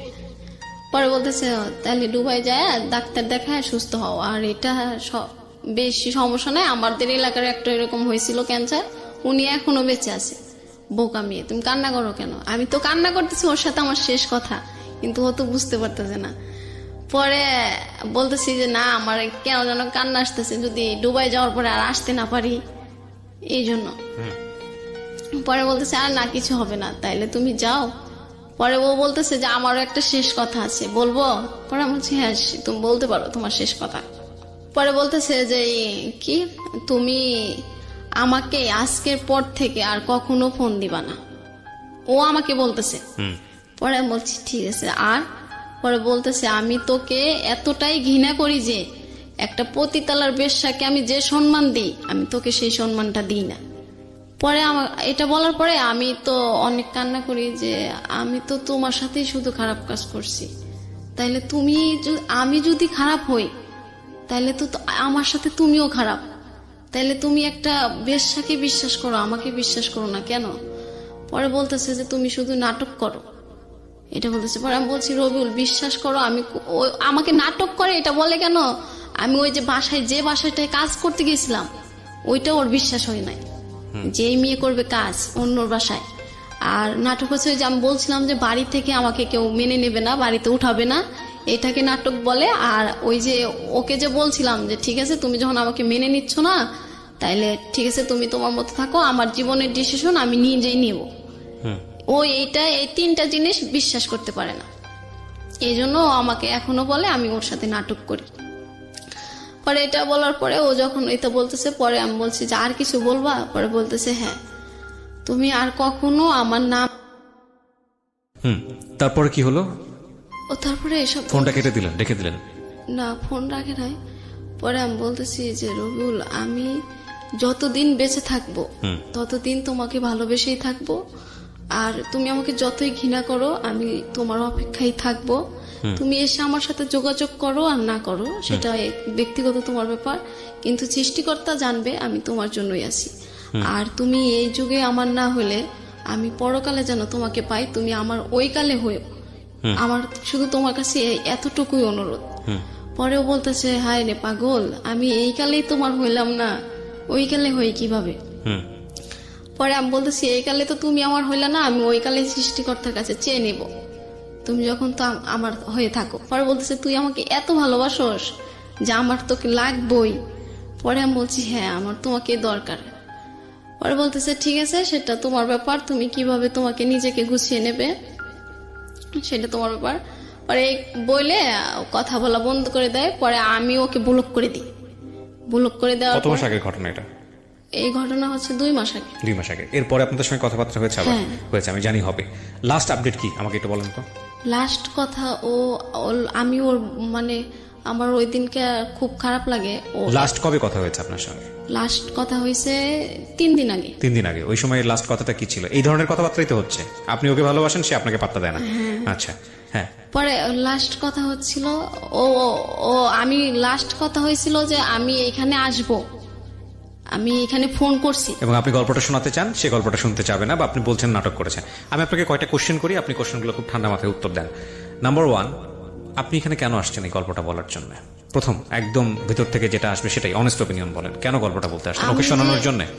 ওকে শোনানোর জন্য নাকি অন্য কোনো উদ্দেশ্য আছে? ওকে তো আমি পৃথিবীর যে জায়গায় যাই যতভাবে বলি তো এটা আমাকে বিশ্বাস। তাহলে গল্পটা কেন বললেন? গল্পটা বললাম যে আমি শুধু বারবার ওকে ভালোবেসে ভুল করে যাচ্ছি, তা এরকম ভুল যাতে আর কেউ না করে। That is the point. আপনি জানেন আপনি ভুল করে যাচ্ছেন, কিন্তু আপনি ওখান থেকে বের হয়ে আসতে পারছেন না, রাইট? আমি আসতে পারি না, রাইট। আমি এবার আপনাকে কয়েকটা কথা বলি, শুধু আপনাকে না, যারা শুনছে তাদের সবাইকে কয়েকটা কথা বলি। প্রিয় শ্রোতা, এই কথাগুলো নতুন না, আমি বহুবার বলেছি। যে মানুষটা ভুল করে, যে মানুষটা অপরাধ করে, সে মানুষটা জানে, কিন্তু কখনো কখনো সিচুয়েশন তাকে বের হয়ে আসতে দেয় না। একটা জিনিস মনে রাখবেন, প্রত্যেকটা জিনিসই খারাপ হোক ভালো হোক, এটা একটা শক্তি। যে শক্তি যত বেশি পাওয়ারফুল বা যত বেশি এনার্জি রাখে, সে শক্তির দিকেই আমরা ধাবিত হবে, সেটাই স্বাভাবিক। ওর লাইফে খারাপটা যতটা শক্তি নিয়ে এসছে, ওর লাইফে ভালোটা যদি ওই পরিমাণ বা ওর চেয়ে বেশি যদি শক্তি নিয়ে পাশাপাশি দাঁড়াতো, তাহলে ও একটা সিদ্ধান্ত নিতে পারতো। কারণ ওর মধ্যে বোধ আছে, ও জানে ভুল করছে, কিন্তু ওখান থেকে বের আসতে পারছে না, কারণ ওর সামনে কোনো ভালো অল্টারনেটিভ নাই। আমি যে কথাগুলো আপনাকে বলবো সেগুলো বিশ্বাস অবিশ্বাস করা একান্তই আপনার বিশ্বাস, কিন্তু আমি ব্যক্তিগতভাবে অনেক বেশি বিশ্বাস করি। প্রথমত আপনাকে কিছু বিষয় বলছি যেটার আসলে বৈজ্ঞানিক কোনো ব্যাখ্যা আমার জানা নাই, but this is absolutely true. কিরকম? একটা মানুষ যখন কাউকে লাভ করে, পাগলের মতো লাভ করে, একপাক্ষিক লাভ যখন হয়ে যায়, যেটা আপনি হচ্ছে রবিউলকে করছেন, হ্যাঁ, এবং ওই পক্ষ যদি বুঝতে পারে আমি যাই করি না কোনো মেয়েটা আমার সঙ্গে থাকবে, এবং তার যদি অন্যরকম উদ্দেশ্য থাকে, শারীরিক সম্পর্ক, টাকা পয়সা নেওয়া, আমি ধরে নিচ্ছি রবিউলের এই ধরনের ছিল না, আপনাকে দেখে সে কিছুদিনের জন্য হলেও ভালোবেসেছে, ও যদি বুঝতে পারে, এক পক্ষ যদি বুঝতে পারে যে আরেক পক্ষ ভয়ঙ্করভাবে আমার উপর দুর্বল, আমি যাই করি না কেন সে সেটা মেনে নিবে, তাহলে ওই পক্ষ থেকে তুচ্ছতাচ্ছিল্য আসবেই আসবে, আসবেই আসবে। You can write it down, এটা কপি করে রেখে দেন, আসবেই আসবে। এবং আসলে কিন্তু বিষয়টা এরকম না যে সেই মানুষটা আপনাকে ভালোবাসেন এটা প্রমাণ হয়ে যায়, হ্যাঁ। এবং এই তুচ্ছতাচ্ছিল্য একটা সময় সহ্য করতে করতে করতে করতে করতে করতে করতে অপরপক্ষ এক সময় বাস্ট আউট করবে, এবং বাস্ট আউট করার পরে যেটা হবে সেটা খুব ভয়ঙ্কর রকমের হয়। বাস্ট আউট করার আগ পর্যন্ত সে তার জন্য জীবনের সবকিছু করতে রাজি, বাবা মা ছাড়তে রাজি হয়, ঘর থেকে বেরোতে রাজি হয়, ওই যে সুদের ওপর টাকা, আরো অনেক অন্যায়মূলক কাজ যেটা ও করেছে বাচ্চা নিয়ে, এই ধরনের অনেক কাজ করতে রাজি হয়। কিন্তু যখন শক্ত হয়ে যায়, না ছেলেটা আমার জীবনে ভয়ঙ্কর রকমের ক্ষতি করে যাচ্ছে, ছেলের জায়গায় মেয়েও হতে পারে, মেয়েটা আমার জীবনে শুধু ভয়ঙ্কর রকমের ক্ষতি করে যাচ্ছে, তখন যে ঘৃণাটার জন্ম হয়, সেই ঘৃণার দেয়াল এত বেশি শক্তিশালী হয় যে ওটা আর ভাঙা যায় না। এখানে একটা খুব ছোট্ট টেকনিক আছে, আপনাদেরকে বলি, ইউ ক্যান অ্যাপ্লাই ইট। যদি বোঝেন যে অপরপক্ষ আপনার এই ভালোবাসার দুর্বলতার সুযোগ নিচ্ছে, তাকে আপনি জীবনের কোনোদিনও কোনো সিচুয়েশনে পায়ে ধরে হোক, হাতে পায়ে ধরে হোক, জীবনের সর্বোচ্চ সমস্ত কিছু দিয়েও হোক না কেন, রিকোয়েস্ট করে আপনার ভালোবাসায় ফেরাতে পারবেন না। I can write it down, আপনাকে আমি বলতেছি, পারবেন না, পারবেন না, পারবেন না, পারবেন না। যেটা করে আপনি ফেরাতে পারেন সেটা হচ্ছে ও আপনার সাথে যেরকম আচরণ করতেছে আপনিও করেন, ভালোবাসেন কিন্তু আপনিও ওটা করেন, করলে দেখবেন যে ও অটোমেটিক্যালি নিজেকে রিয়েলাইজ করা শুরু করবে। ওর ভিতরে যদি বিন্দুমাত্র টানও থাকে আপনার জন্য, ভালোবাসাও থাকে আপনার জন্য, ও কাম ব্যাক করবে। এবং কেন জানি না, এটা প্রকৃতিরই এক নিয়ম, যখন একটা মানুষ আরেকটা মানুষের কাছ থেকে সরে যায়, তখন ভিক্ষা মেগেই হোক বা নিজের দুর্বলতা দেখিয়েই হোক, ড্রাগ নিয়ে হোক বা যেটাই করে হোক না কেন, আমরা এই জিনিসটা করে তাকে আমাদের কাছে টানার চেষ্টা করি, এবং দ্যাট ইজ দ্য রংয়েস্ট ওয়ে। আমি মনে করি এটা হচ্ছে সবচাইতে ভুলতম পন্থা, এটা করানোই যাবে না। এটা আপনি যত বেশি করবেন, ওর জায়গা থেকে ধরে নিবে হ্যাঁ এরকমই তো হওয়ার কথা ছিল, ওর বিন্দুমাত্র লাভ জমা হবে না আপনার প্রতি, বরং that is the best way. Okay, ওই যে একটা গান আছে না হিন্দিতে, কি যেন একটা, আমি অত ছবি দেখা হয় না, যে ব্রেকআপ হয়ে গেছে, ব্রেকআপের জন্য পার্টি করছে, গান করছে, এখনকার সময়টা হচ্ছে এরকম, অ্যান্ড দ্যাট অ্যাকচুয়ালি ওয়ার্ক। যদি আপনার কাছ থেকে কেউ চলে যেতে চায় তো আপনার মনে হচ্ছে ফাইন, ওকে আপনি লাভ করেন, ঠিক আছে তুমি যাচ্ছ যাও, ওকে ফাইন, আমিও থাকলাম না তোমার সঙ্গে। অ্যান্ড বিলিভ মি, ও যদি আপনাকে ভালোবাসে ও আপনার কাছে ব্যাক করবে, বিকজ আসলে পায়ে ধরে লাভ হয় না। আপনার জন্য এটা হচ্ছে আজকে থেকে শিক্ষা। আপনি যদি এটা প্র্যাকটিস করেন, 6 মাস প্র্যাকটিস করেন, ওর ভিতরে যদি রিয়ালাইজেশন থাকে, আমি জানি না ও শুনছে কিনা রবিউল, ও যদি বাই হার্ট এটা ফিল করে আপনাকে, যেন আপনাকে লাভ করে, তাহলে আপনার কাছে ফিরবে। এবং ফিরলে আপনি সঙ্গে সঙ্গে তাকে রিসিভ করবেন না। লাস্ট 1 বছর যা করছো আপনার সঙ্গে, সম্পর্ক কত দিনের? 2 বছর। তার মধ্যে 1 বছরেই বিদেশ গেছে কতদিন যাবত? বিদেশ গেছে 1 বছর। লাস্ট 1 বছর আপনার সাথে যেটা করছে সেটা আপনি সুদে আসলে আগে আদায় করবেন। না, আমি একটু শেষ করি। যদি আপনি সেটা করতে পারেন তাহলে দেখবেন যে ও ওর জায়গাটাতে অনেক বেশি সফট হয়ে গেছে, এবং ইট অ্যাকচুয়ালি ওয়ার্কস, এটা কাজ করবে। আর যদি আপনি এটা করতে না পারেন তাহলে সারা জীবনে you will show your softness, and lastly গিয়ে যেটা হবে যে ও আপনাকে ইউজ করেই যাবে এবং এটার কোনো এন্ডিং রেজাল্ট আসবে না, ঠিক আছে? আর আজকের এই গল্পের একটা চমৎকার জায়গায় এসে আমি আপনাকে সম্মান করেই বলছি কথাটা। আমরা যখন ভুল করি তখন আমরা জানি, কিন্তু ওই ভুলের সামনে কিছু কিছু ইমোশন, কিছু কিছু ভয়ঙ্কর রকমের ফিলিংস এত বেশি বাধা হয়ে দাঁড়ায় যে আলটিমেটলি ভুলটা করছি ওই সেন্সটা মাথায় থাকে না। আপনি যখন বাচ্চাটা কনসিভ করেছেন তখন আপনি জানতেন যে আপনি ভুল করছেন। আপনি যখন ওর সঙ্গে শারীরিকভাবে মেলামেশা করেছেন তখন আপনি জানতেন আপনি ভুল করছেন, এটা একটা অপরাধ। বাচ্চাটা কনসিভ করার পরে বাচ্চাটাকে যখন মেরে ফেললেন পেটের মধ্যে, তখনও আপনি জানেন অপরাধ। তারপরও আপনি ওর কাছ থেকে সরে আসতে পারেন নাই, কারণ ওর প্রতি আপনার একটা অন্ধ ফিলিংস আছে। অন্ধ ফিলিংস নিয়ে সারা জীবন রান করা যায় না, অন্ধ ফিলিংস সারা জীবন থাকে না। এবং যারা যখন অন্ধ ফিলিংসে থাকে তখন এটা এই কথাটা বিশ্বাস করে না। যখন জীবন থেকে চলে যায় অন্ধ ফিলিংসটা হঠাৎ করে একদিন কিংবা ধীরে ধীরে ক্ষয়ে যায়, তখন বোঝা আরে জীবনে কত বোকা ছিলাম, ভয়ঙ্কর রকমের বোকা ছিলাম। পৃথিবীতে একটা কাপলও নাই বা হিস্ট্রিতেও নাই প্রেমের সম্পর্ক হয়েছে, একটা পরিণতিতে গিয়েছে বিয়ের পরে, ঠিক আছে ফাইন, এবং যেই ধরনের ভালোবাসা নিয়ে তাদের মধ্যে সম্পর্কটা তৈরি হয়েছে, আকর্ষণ তৈরি হয়েছে, সেই সম্পর্কটা সারাটা জীবন বা সেই আকর্ষণটা সারা জীবন ছিল। এটা মানুষের পক্ষে সম্ভবই না, কোনোভাবেই সম্ভব না। একটা সার্টেন পিরিয়ডের জন্য এই ফিলিংসটা থাকে, এই ফিলিংসটা ধীরে ধীরে ক্ষয় হয়ে যায়, অন্যদিকে ডাইভার্ট হয়ে যায়, বিয়ের পরে সেটা রেসপন্সিবিলিটির দিকে চলে যায়, অন্যদিকে চলে যায়। সো এই ফিলিংসটা সারা জীবন থাকে না। সুতরাং এই ফিলিংসটাকে রেখে আপনি তো ভুল করেই ফেলেছেন, বাকি যারা আছে শ্রোতা তাদের উদ্দেশ্যে একটা কথাই বলতে চাই, জীবনে এমন কোনো খুঁত নেওয়া উচিত না, জীবনে এমন কোনো ভুল করাটা উচিত না, যেটা আমি বারবার বলেছি, বহুবার বলেছি, আরো বলবো হয়তোবা, যেই ভুলটা সারাটা জীবন আপনাকে ক্যারি করে বেড়াতে হয়, যেই দাগটা আপনাকে সারাটা জীবন ক্যারি করে বেড়াতে হয়। আমাদের সমাজে এই যে আজকে যে বোনটি আমাদের এখানে এসছে, ডলির মতো অসংখ্য বোন আছেন যারা এইরকম ইমোশনে পড়ে যখন একটা ছেলেকে লাভ করে ফেলেন, জীবনের সমস্ত কিছু দিয়ে দেন, জীবনের সমস্ত কিছু তার জন্য উৎসর্গ করেন, কিন্তু এটা ভুলে যান যে দিন শেষে আসলে মানুষ একা, এবং ওই একার কাছে ভালো থাকাটা খুব গুরুত্বপূর্ণ, খুব খুব খুব গুরুত্বপূর্ণ। আমি বলবো আপনার বয়স 24 বছর, সামনে অনেক বয়স পড়ে আছে, আপনি নিজের পায়ে দাঁড়িয়েছেন, নিজে পয়সা রোজগার করেন, যে ভুলগুলো করেছেন সেগুলো থেকে বের হয়ে আসতে হবে। এবং সেটার জন্য আমি আপনাকে যেটা বললাম, এই ছেলেটাকে যদি সত্যি আপনি আপনার জীবনে চান, আমি তাকে এখনো নেগেটিভ কোনো কিছু বলছি না, সে যেটা করছে সেটা আমার কাছে সামহাও মনে হচ্ছে যে হয় আপনাকে ভালোবাসে অথবা ভালোবাসে না, এরকম একটা দোলাচলের মধ্যে আছে সে।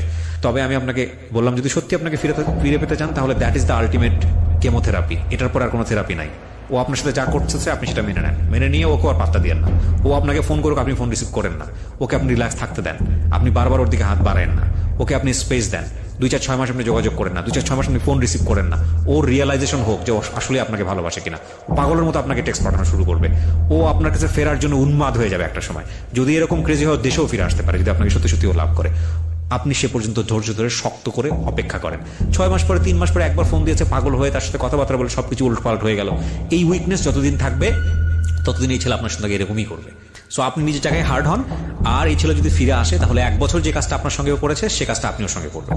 করার পরে যদি টিকে থাকে তাহলে বুঝবেন যে না, ওর মধ্যে একটা ভালোবাসা ছিল কিন্তু ও ইনডিসিশনে ছিল, ও আসলে কি করবে। তারপরে আপনি সিদ্ধান্ত নেন ওকে বিয়ে করবেন কি করবেন না।